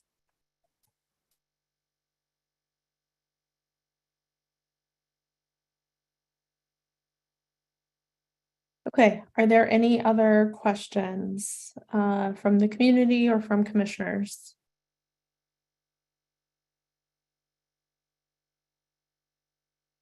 Okay, I'm seeing none. So Commissioner Handerhan, you can raise a motion. Excellent. I motion that ANC 1B supports the proposed resolution regarding the Reeve Center redevelopment, with support for the Reeve Center CMC venture development proposal as amended to expand the arts and education section and fix non-substantive typos. I caught a few typos while I was tonight. Is there a second? I second. All those in favor? Discussion? Oh, I'm sorry. Discussion. Real quick, again, Commissioner, Co-Chair Handren, you said, what point should I bring up about the alleyway between V and U? So I think we can amend this tonight to add anything that I don't want anyone to feel like they don't have an opportunity to like bring up something that's really important. I know this is important to you. So I think you could propose to amend this for an alley to add an alley language. I also think it's something we can set up a meeting with TempEd to talk through about the viability of. That's what I was saying. Why don't we just do that? We'll meet for it first and then we'll worry about it in the future. That sounds good. Thanks, Okay. Coach. Is there any other discussion? I apologize. Commissioner Handren, can you take this off the screen so that I can see? Oh yeah, I'm sorry. I'm super sorry. I wanted to make sure that people saw the language I was talking about. That's changed substantially, and I'll also drop the motion in the chat. All those in favor? Aye. All those opposed? Abstentions? Motion passes. Thank you. Great, thank you. Next meeting is March 16th at 6:30. Thank you. And there was one question in kind of the chat about that, Commissioner Handren. Can you make sure that the meeting is on the ANC website? And then also there was an idea of potentially flyering because I know that there is a lot of questions about 1617. So I wanted to raise that for you just in case you didn't see it. Thank you. We actually, I emailed with the commission today about the exact same topic. I'll make sure we get a flyer no later than the end of this weekend, posted on our website along with all the meeting information, as long as Secretary Jones can support me in that if I give him the content. Great. Transportation, Commissioner Lakatos. Yes, thank you. And apologies, bear with me. I'm having the worst Wi-Fi day possible. I'm going to move us quickly. The first item on the agenda is a resolution in support of a public space application by Tate. It's at the corner of 14th and W. This is in Commissioner Kensick's single member district. The committee reviewed the application. They're not really taking much public space. Commissioner Kensick, I know you're supportive of this. If you want to add any additional context before I make a motion. Yeah, real quickly, listen, that space has been occupied before. I used to live right next door in View 14. It's been a pizza place. There's been a high turnover, but bottom line is I've seen outdoor seating there. Doesn't look ideal, but I went out there with a measuring tape, met with the owners. They're going by what is needed and what is acceptable, and we'll be able to work through it. And they'll be able to work with us too if the community at a later point is finding it of a nuisance. That's it. Is the so the Tate is in the new building. It's a new build out. Is the sidewalk cafe or the public space? Can you describe to me, like, is that on? Yes, it's going to be on Florida. So really the pizza place that is on 14th and then the side place that we're talking about, Tate, they actually used to be one full building. It was originally a pizza shop. They just kind of divided it up. So now they have a facade on the 14th Street. So the streetery would be on Florida between like right at the corner of the building to maybe about, I'd say 8 feet in. It was a total of 6 tables. And I'm seeing Treasurer with his hand up and I will quiet down. Sorry, no, Commissioner Kensick, I just want to make a clarification because this is at the intersection of 14th and W Street. So this is the 1400 W development. I know, if you made a mistake on the address, I just want to make sure that everyone in the public was clear about where it was. But yeah, the description that Commissioner Kensick gave is accurate to what the presentation we received. Thank you, Treasurer. Okay, do we have a motion? I move that the ANC adopt the resolution in support of the Tate public space application at 1400 W Street. Second. Discussion. All those in favor? Aye. Opposed? Abstentions? Motion passes. Thank you. Okay. Thank you. The next resolution, which is in the agenda packet, is a resolution requesting increased and targeted parking enforcement in the U Street corridor.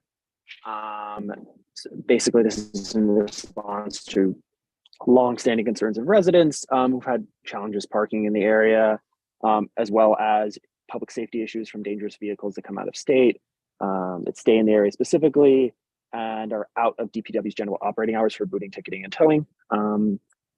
This is specifically referencing some DPW pilots they've already engaged in. They had this pilot for the parking enforcement late night in the central business district, and this is sort of asking for a similar program to be implemented in the U Street corridor.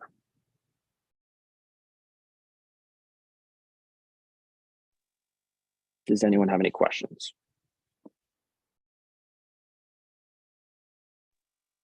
Okay, do we have a motion? I move that the ANC adopt the resolution as provided, requesting increased parking enforcement and a late night booting pilot in the ANC 1B U Street corridor. Is there a second? Second. Discussion? All those in favor? Aye. Opposed? Abstentions? Motion passes. Thank you. Next on the agenda, Commissioner Jones, if you wouldn't mind sharing your screen. The only reason I'm asking that is that I spoke with Commissioner Johnson and he made some very useful recommendations about maybe ways to improve this next resolution, which is requesting DDOT sort of create a pilot for installing benches in public space. There's been a lot of community complaints about, especially people who are mobility challenged, having a difficulty just finding a place to sit down outside when they're walking. DDOT hasn't updated their directory of benches since 2002. For those of you counting, that's 21 years. And basically, and their current public realm design manual, getting into the nitty-gritty here, makes it very challenging to get actual benches installed. This is a prospective resolution, sort of asking this to be something that DDOT would consider, and then maybe putting it on for other commissioners that they want to take on and advocate for that forward. Does anyone have any questions? Commissioner Sycamore. Is this advocating for benches in any one specific area? Or is it just a kind of a blanket wherever it fits and seems to make sense kind of thing? It would be more on the latter, more in the sense as there's no way right now for anyone to get new benches requested in any way. So it's sort of saying we would like that to be something that maybe would become a process. But I made sure to be not be too prescriptive, because I had a discussion with Commissioner Johnson, very good points about, this is for the public service to handle, but yeah. I think this is a good resolution. I think just the installation program, or just really DDOT keeping track of any bench, is very asking them what happens to benches is very difficult, and they don't seem to have any process. So I think this is a good step kind of in that direction. So thank you for raising this. Are there any other questions?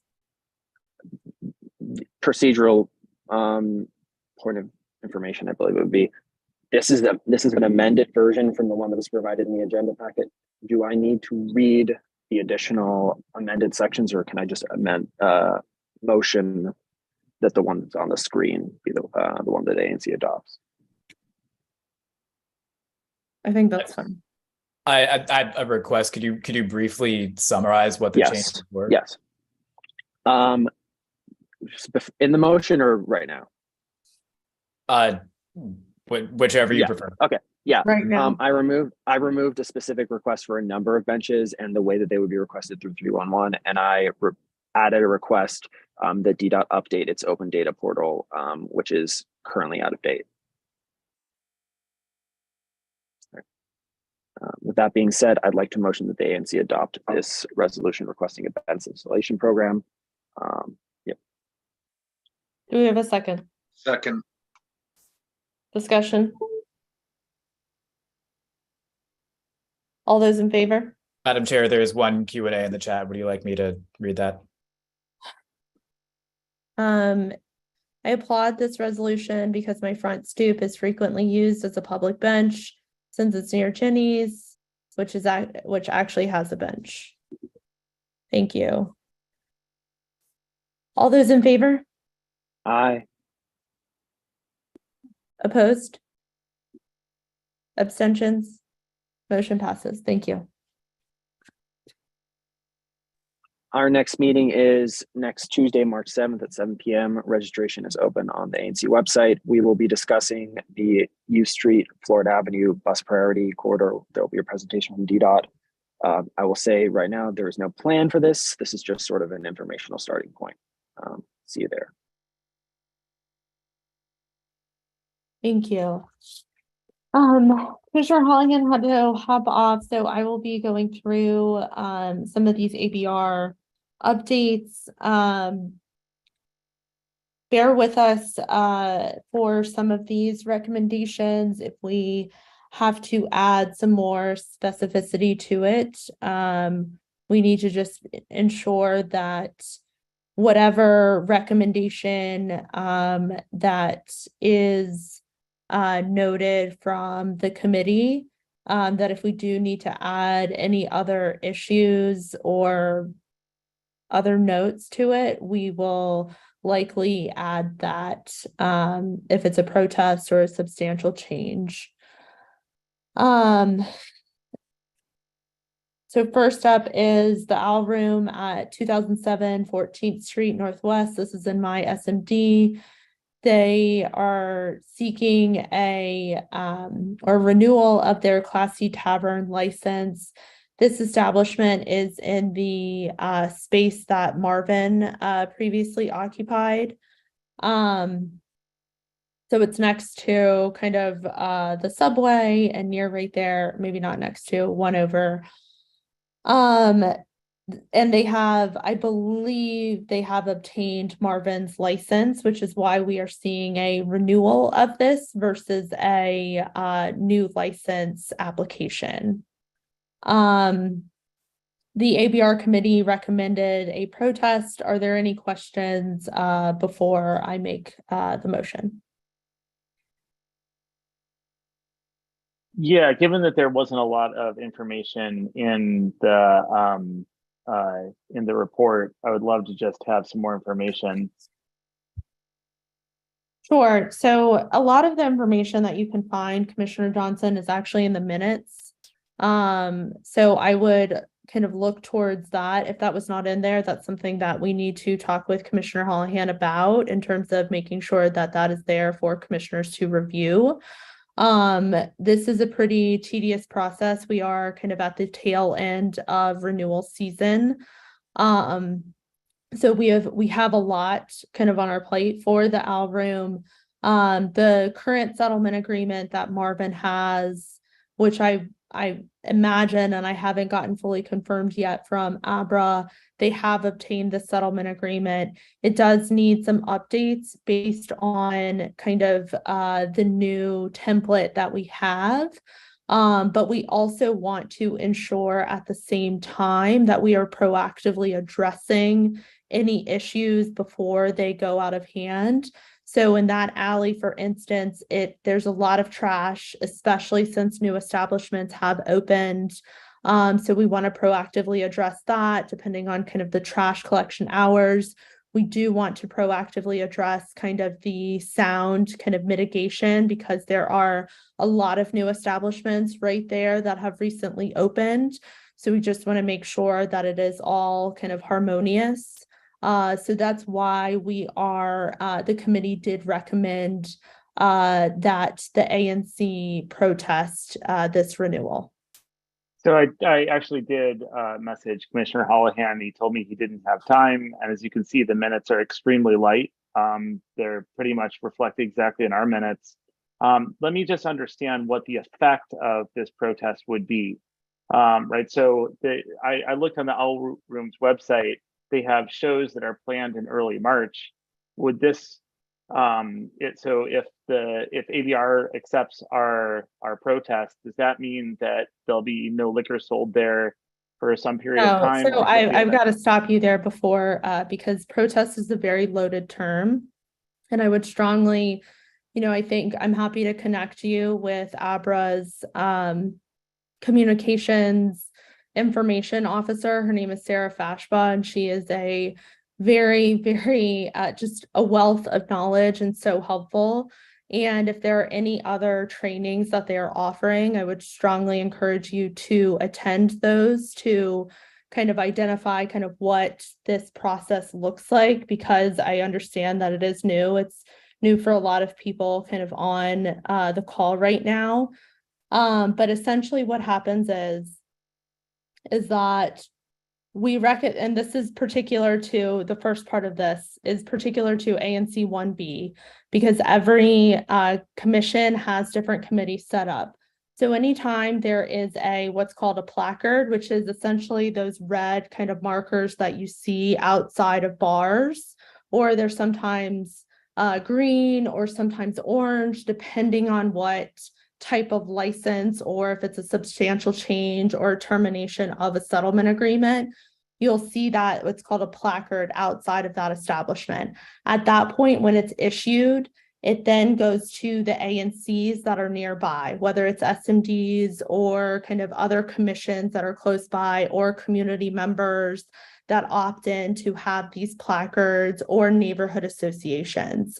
Now, once that is sent our way, it then goes to the ABR committee of community members who are volunteers who have lived in the community for a long time. Our ABR committee is very active because we have, I don't know if this is a point of recognition, but like we have a lot, I think the most liquor licenses in our commission for all of DC.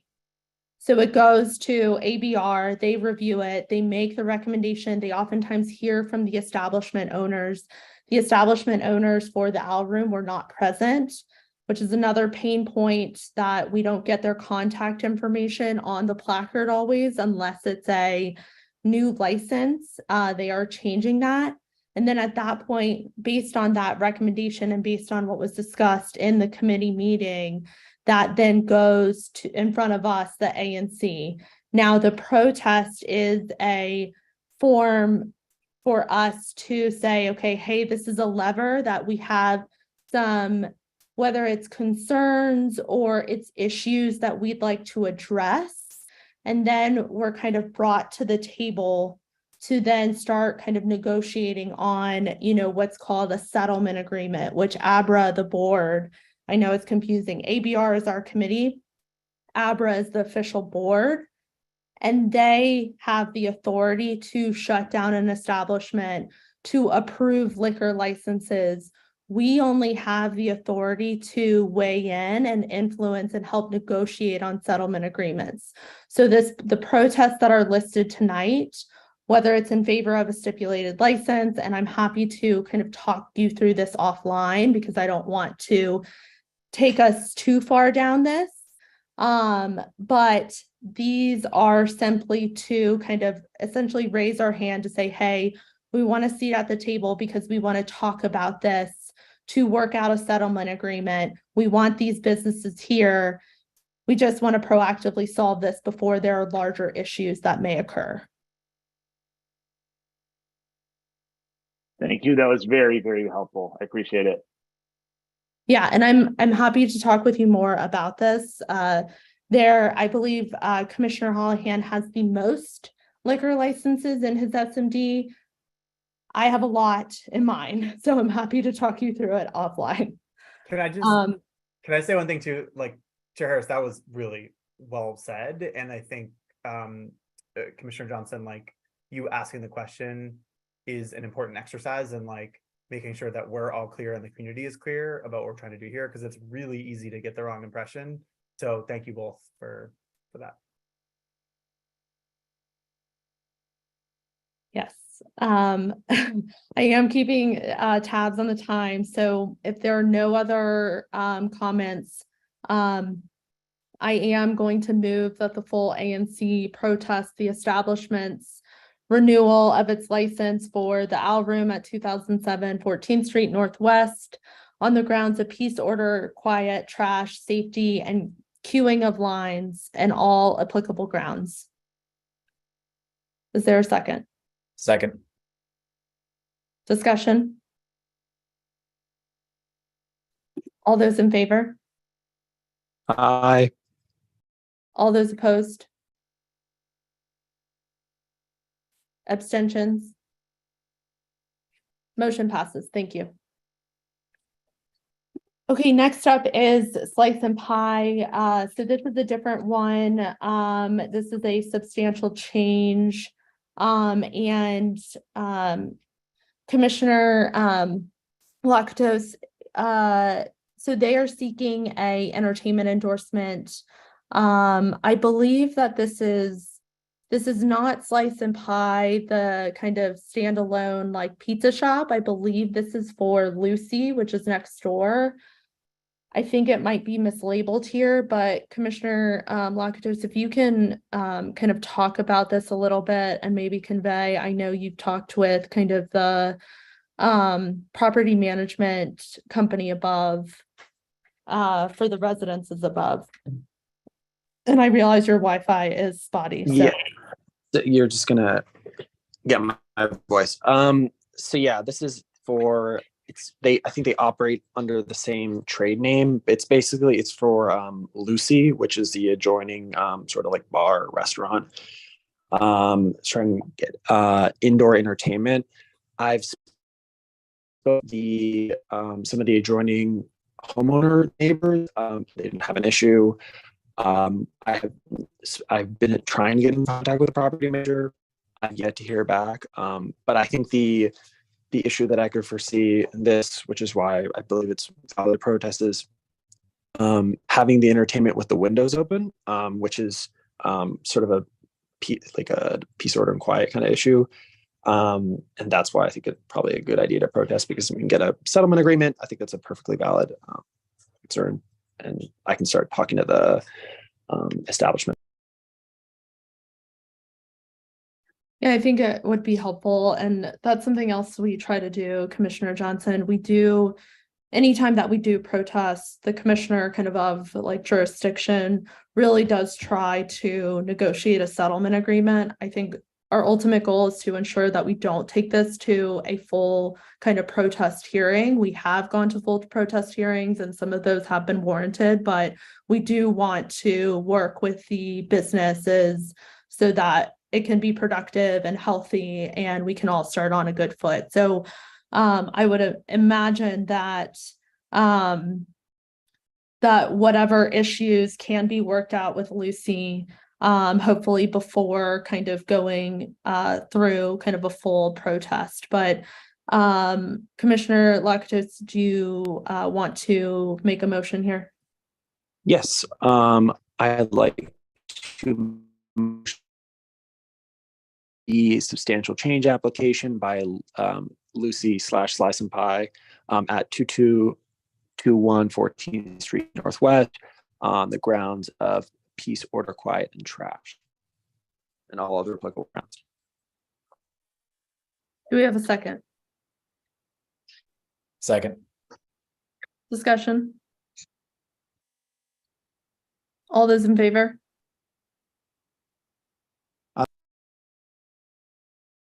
All those opposed? Abstentions? Motion passes. Thank you. Okay, next up is DNA Social House. They have a substantial change. They want to increase the total occupancy from 30 to 81, and then also change the hours of live entertainment inside. And add a cover charge endorsement as well.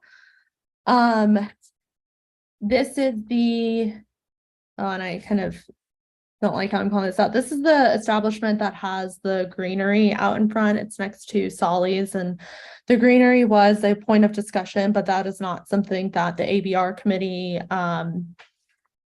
should weigh in on, as the greenery out front doesn't necessarily impact kind of liquor licenses. Are there any questions kind of about this?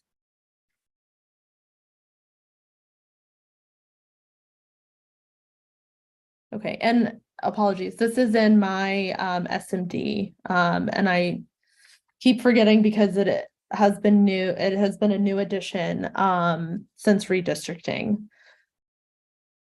Okay, with that, I recommend that the full ANC protest the proposed substantial change to the establishment's license for DNA Social House at 1102 U Street Northwest, on the grounds of peace, order, quiet, and all applicable grounds. Second. Discussion? All those in favor? All those opposed? Abstentions? Motion passes. Thank you. Okay, next up is Andy's Pizza.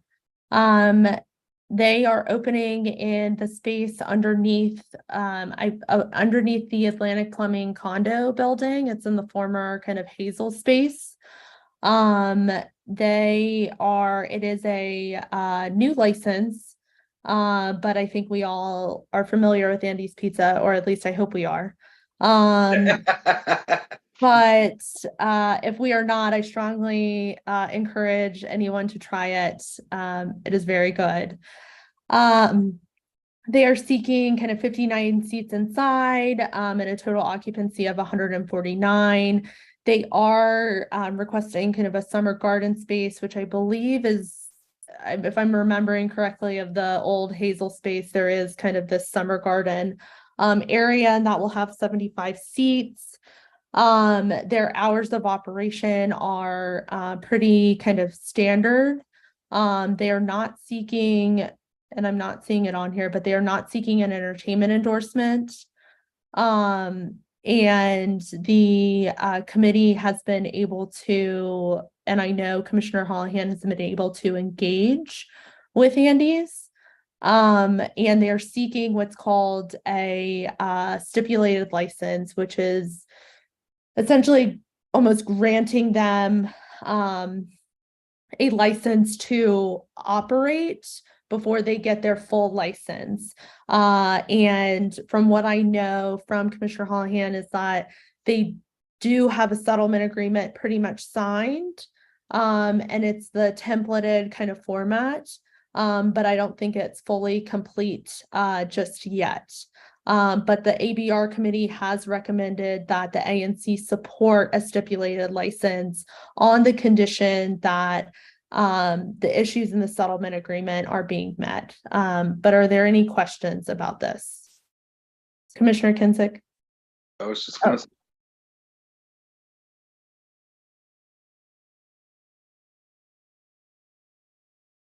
Okay. With that, I move that the full ANC support a stipulated license on the condition of issues in the settlement agreement with Andy's Pizza at 808 B Street Northwest are being met. Do I have a second? Second. Discussion? All those in favor? All those opposed? Abstentions? Motion passes. Thank you. Okay, next, and Commissioner Sycamore, were you going? Am I forgetting something that you were going to raise? Yes. I'm bringing up Faux House. I'm gonna put this right into the. This is a copy and paste from in the chat from Commissioner Houlihan. It is a faux restaurant that is on Florida Avenue at 637 T Street is the official address. So the actual restaurant, there's two entrances, one on T Street, one on Florida Avenue. It's right across the street from the Howard Theater. T Street there, or what's the other one that's right there? That brewery, right and proper. Thank you. And then right across the street from Uproar as well, from if you're looking at it from Florida Avenue. So from what I've gotten from Commissioner Houlihan is that he recommends that the full ANC support the stipulated retailers Class D restaurant license for Faux House. It's the exact same type of license that we just voted on for Andy's Pizza, located at 637 T Street Northwest on the condition of issues of the settlement agreement being met. And quick note, so it's slightly different than what, so they're both seeking a stipulated license, but Andy's Pizza is a Class C restaurant and Pho House is a Class D. Sorry, thank you. So that's just a quick point there. Are there any other questions kind of about this?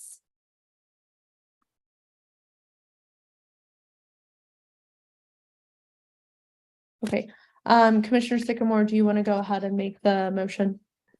Yes, I'd like to motion that we've recommended that the full ANC support the stipulated retailers Class D restaurant license for Faux House, ABRA number 123908, located at 637 T Street Northwest on the condition of issues and the settlement agreement being met.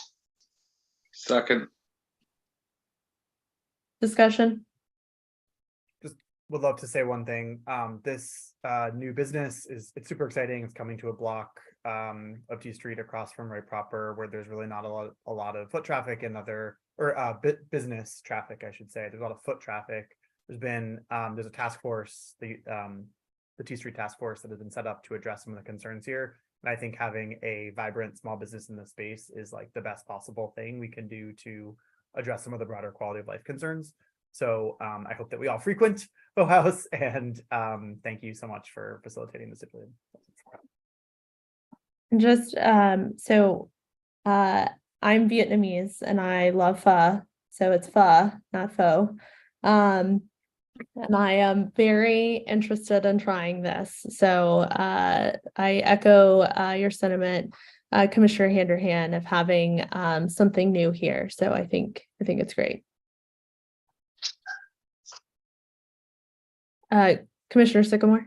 Yeah, just if you haven't been, it's fantastic. Karen is a wonderful owner, and she's really flexible with working with the community and working with the ANC. So I foresee no problems, but I think it's going to be fantastic. I'm very excited for it. It's so good. And apologies, yeah, it is. Thank you. Sorry. All those in favor? Opposed? Abstentions? Motion passes. Thank you. Okay, the next meeting is Wednesday, March 15th. As I have mentioned, we're kind of, although I don't want to jinx it, so I'm going to knock on wood, I think we are nearing the end of renewal season, so there might not be as many establishments in the coming months, but I still encourage commissioners, if you have an establishment, or if you're just curious to listen in, to attend kind of the ABR meetings to kind of learn more and to hear. We do have community members who join, and then we do have the establishment owners who do speak on kind of what they are kind of proposing in the spaces that they are coming into. Okay, administrative items. So we, I think, noted this maybe internally. We were thinking of having an in-person meeting in March, but as you all can see, it's March and we are meeting virtually on Zoom. So we are planning to have a in-person ANC meeting in April. We are going to do our best in terms of a hybrid option. If there are any community members who were on at our in-person meeting in September or October. October, that it was difficult and challenging for us to have a hybrid setting, just with the Wi-Fi struggles that we were having at the location that we use, the YMCA, and then just the tech of, not having kind of mics and whatnot. So we will do our best in trying to kind of mitigate that. So if you do not feel comfortable or you can't attend in person, that you can still attend virtually and get your questions heard.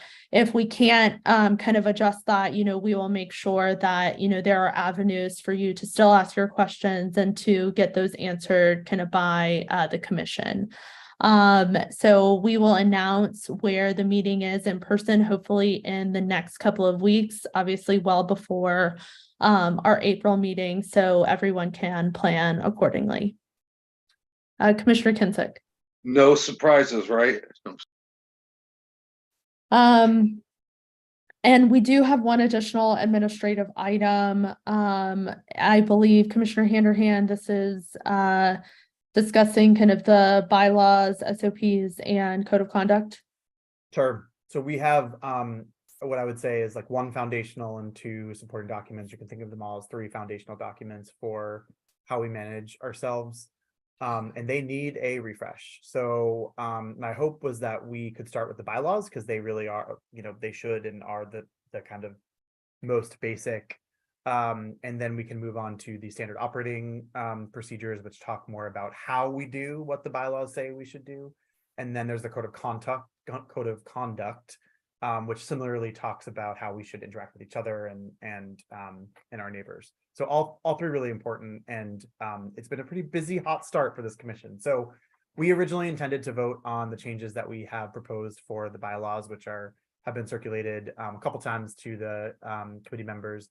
I think we learned how important they are, in getting it right in the earlier business we had earlier tonight. And so I think we decided as the executive committee that we would wait and just announce that we'd vote on the bylaws next month, so that people felt like they could really process the changes that have been proposed, which are on track changes, and then continue the conversation for the next 30 days. So, in the nature of time, I'll stop there. But if anyone has any questions or suggestions, please let me know. We also, I think, can probably get the code of conduct up for vote next month. The SOPs are, we have some ideas, but they're a beast. And so, open to suggestions, but that's where we're at. Yeah, I think they are certainly a beast, but as Commissioner Johnson has kind of reminded us, I think some of them deserve some editing and kind of looking at what actually works for the commission now, and how we kind of address that in the SOPs and even in kind of the bylaws. So thank you for kind of leading the charge on this. And if you can, I don't know if you have time, but if you can quickly drop into the chat kind of links to those, not necessarily maybe the drafts, but the current ones. I think the other thing that could be helpful is, once we have drafts ready, I think we can absolutely share it with the community to kind of take a look at and potentially provide comments if they feel it's necessary. Yeah, I'll drop in the links right now, and I would love to be able to share with the community. Great. Okay. Executive Council Member, Commissioner and Community Announcements, Office of the Mayor, Ron Allen. Thank you for waiting all this time. Good evening, everyone. Can everybody hear me? Good. You can. Good evening. Good evening. I got a few updates. I hope everyone is doing good. Mr. Johnson, Commissioner Johnson, nice to meet you. I'm going to start with, on February 23rd, Mayor Muriel Bowser announced that residents who own 2011 through 2021 Kia or Hyundai vehicle will be eligible for a free anti-theft device. Residents impacted can visit any MPD stations to pick up a steering wheel lock on first-come, first-served basis while supplies last. Residents who qualify for the steering wheel lock must have proof of the vehicle, still key ignition, keyless entry, push to start vehicles are not impacted. Proof of DC registration and a district ID. Also on starting February 20th through May 15th, DC Water will be conducting a routine citywide temporary switch in the drinking water disinfectant from chloramine to chlorine. During this time, you may notice a slight change in the taste and smell of your drinking water. DC Water routinely collects and tests water samples to monitor chloramine and chlorine levels throughout the city and will continue to do so during this period. To reduce taste or smell, chlorine, one second. DC Water recommends you run the cold water tap for 2 minutes, run it for 5 to 10 minutes when water is not used for several hours. Refrigerate cold tap water in an open pitcher. Within a few hours, the chlorine taste and odor will disappear. Some filters may reduce the chlorine taste and smell. DC Water recommends using devices that are installed at your faucet tap or pitcher style filters. Use a filter certified to meet NSF standards to replace the filter as recommended by the manufacturer. On February 24th, Mayor Mario Bowser and the DC Parks and Recreation announced that registration for 2023 spring programs will begin Wednesday, March 1st for aquatic programs and Thursday, March 2nd for all other programs. Registration open at noon both days. DPR programs offered this spring include aquatics programs, including swim, aquatics fitness, senior aquatics, water polo, lifeguard instructions, team sports, athletics, including soccer, kickball, volleyball, gymnastics, baseball, softball, t-ball, pickleball, tennis, and flag football. Out of school time programs like DCPS Fun Day is on March 10th, and DCPS Spring Break will start April 18th through the 21st. Additional activities include fitness programs, senior programming, dance, candle making, music, and movie nights.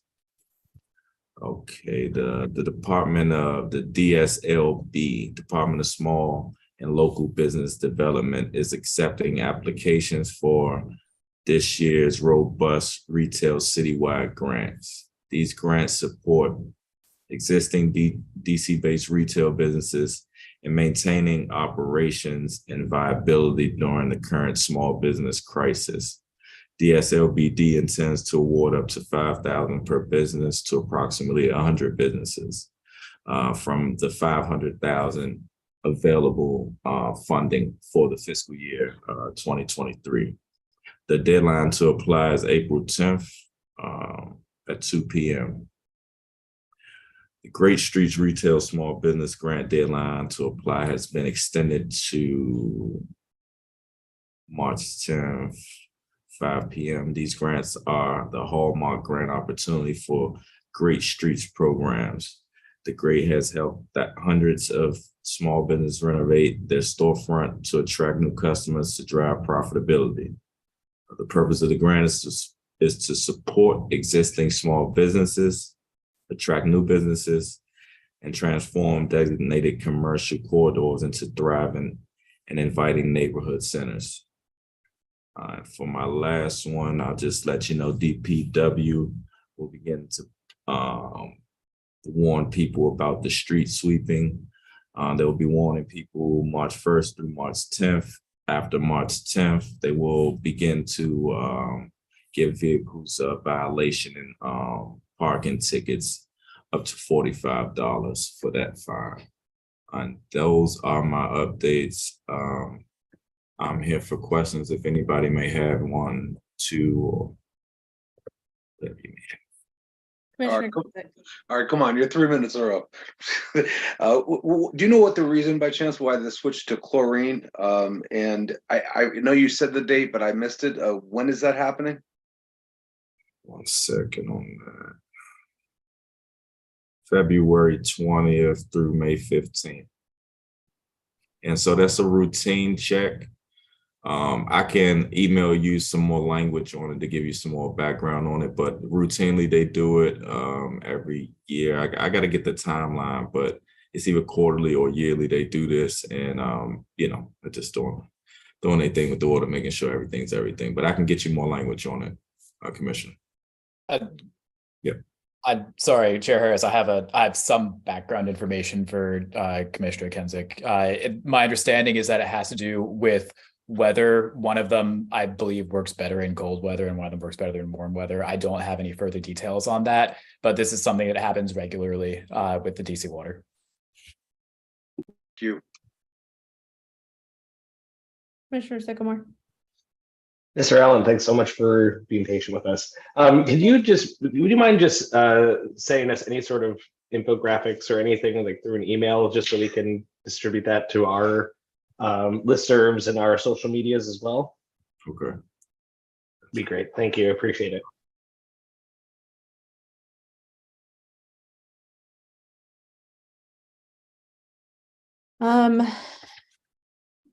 And someone just asked, can we repeat what's happening with the water?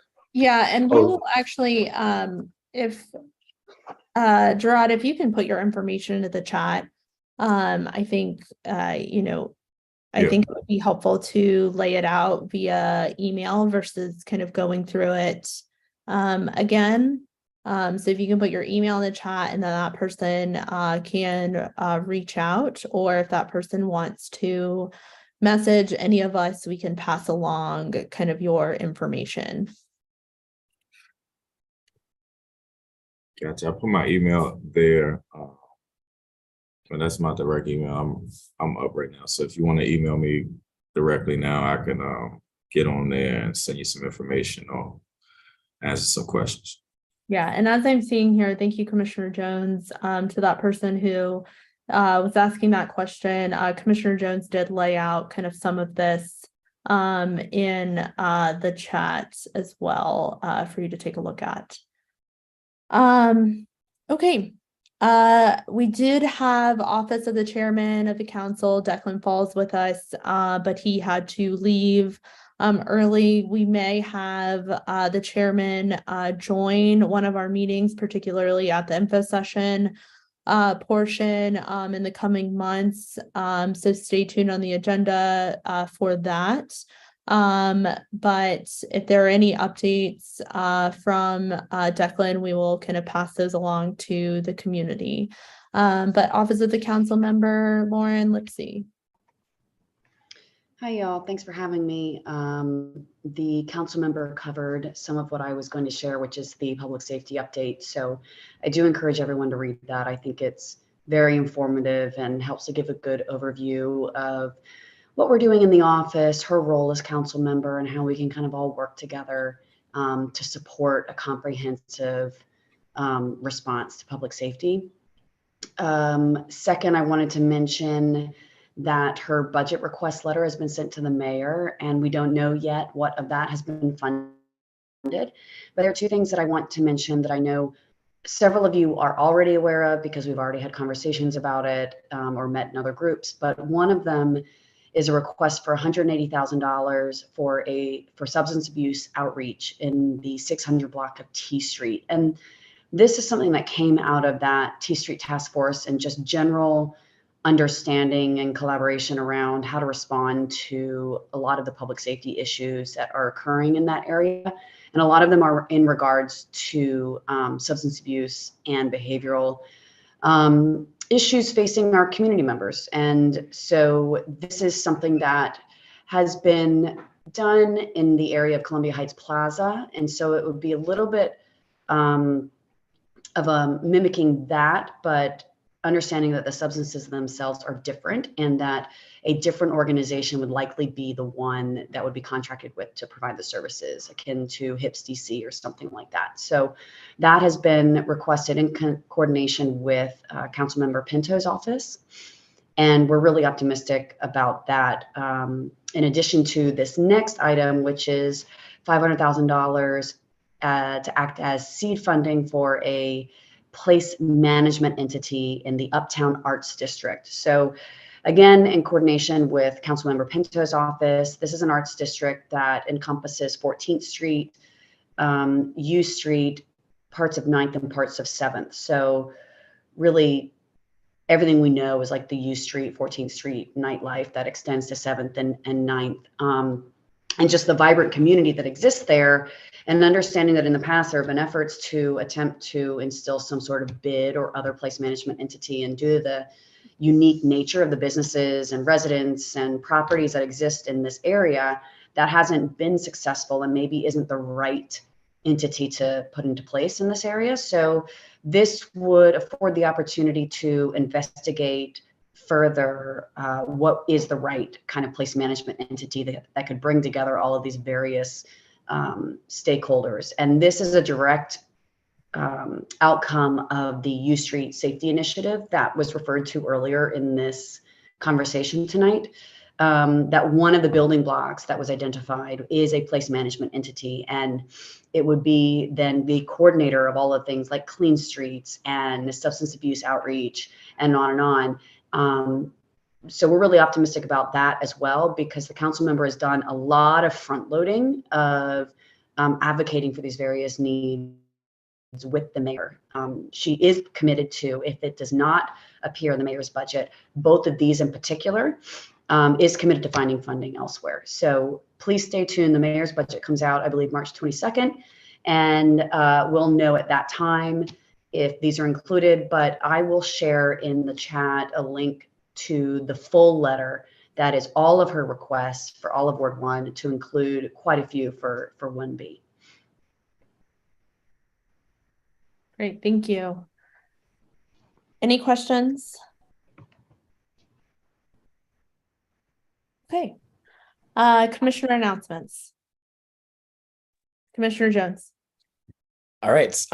So I'll keep this as brief as I can. Last month, we had a neighborhood trash walk around my single member district between Clifton Street and Fairmont Street, between about Sherman and University Place. That was wonderful. And Inspector Justin Ngea, who I think might actually be in the audience today, was around and helped us learn about our obligations to each other as neighbors, and also what we can do to help DPW do their job and clean up our streets when they can.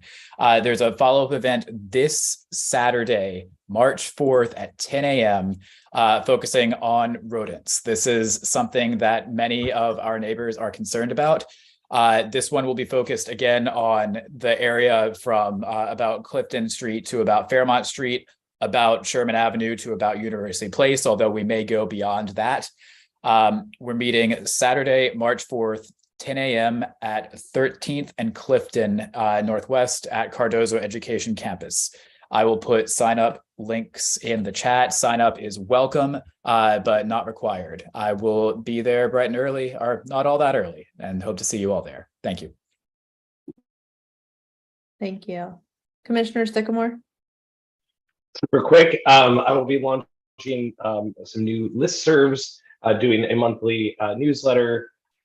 For anyone who is interested in getting onto that. I am still in the process of working on everything, so it'll be launched by the time we have our next meeting in April. And I'm also planning, once it gets just a tiny bit warmer, we're going to be doing I'll be planning a cleanup along Sherman, between, what is that? That's, oh my goodness, but Florida Avenue all the way up till Euclid. Because that area tends to get quite crazy with all the trash that gets done there. So look out for that information, and hopefully you can sign up for all the information that's going to come your way. Thank you so much. Thank you. Any other commissioner announcements? Okay, community announcements. Is there any community members? And we do have a timer. So Commissioner Jones, if you can promote Ms. Karen Gall.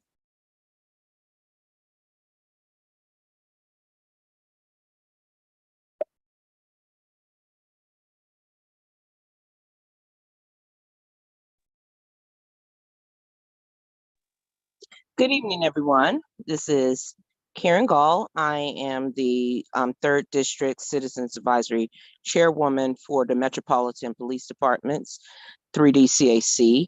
I would like to ask you all, in the spirit of walking, since as Commissioner Jones mentioned, and he has attended one of the walks, and also Commissioner Fields and Commissioner Kensick, we have regular every monthly community walks where we include Mr. Gerard Allen and OUC, DPW, MPD, and other officials on the 3rd Tuesday of every month, in which everyone in our community has the opportunity to walk along to share your lived experiences in your community.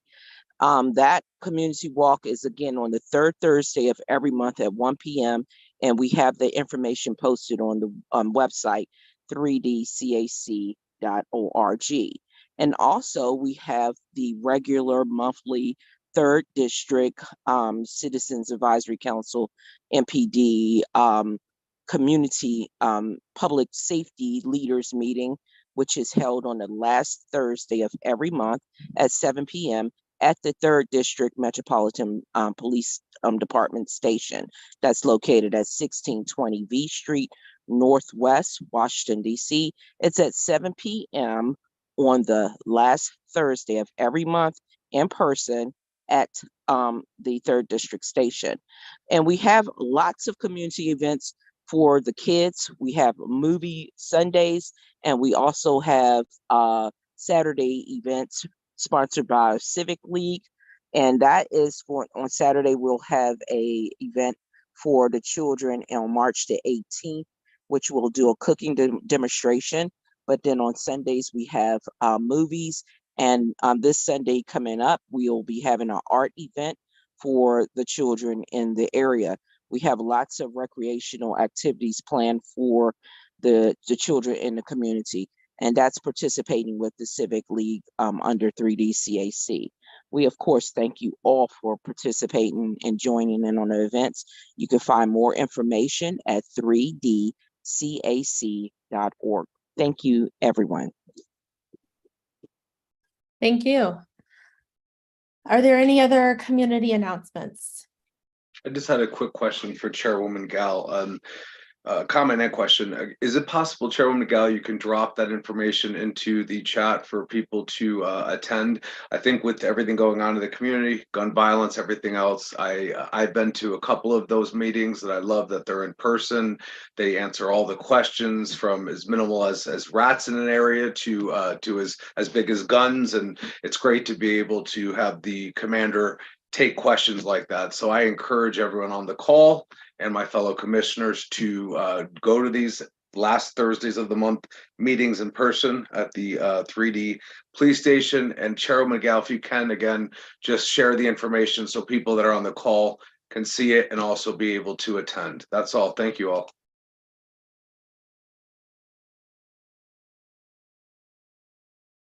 Okay, are there any other community announcements? Are there any other comments? Okay, hearing none.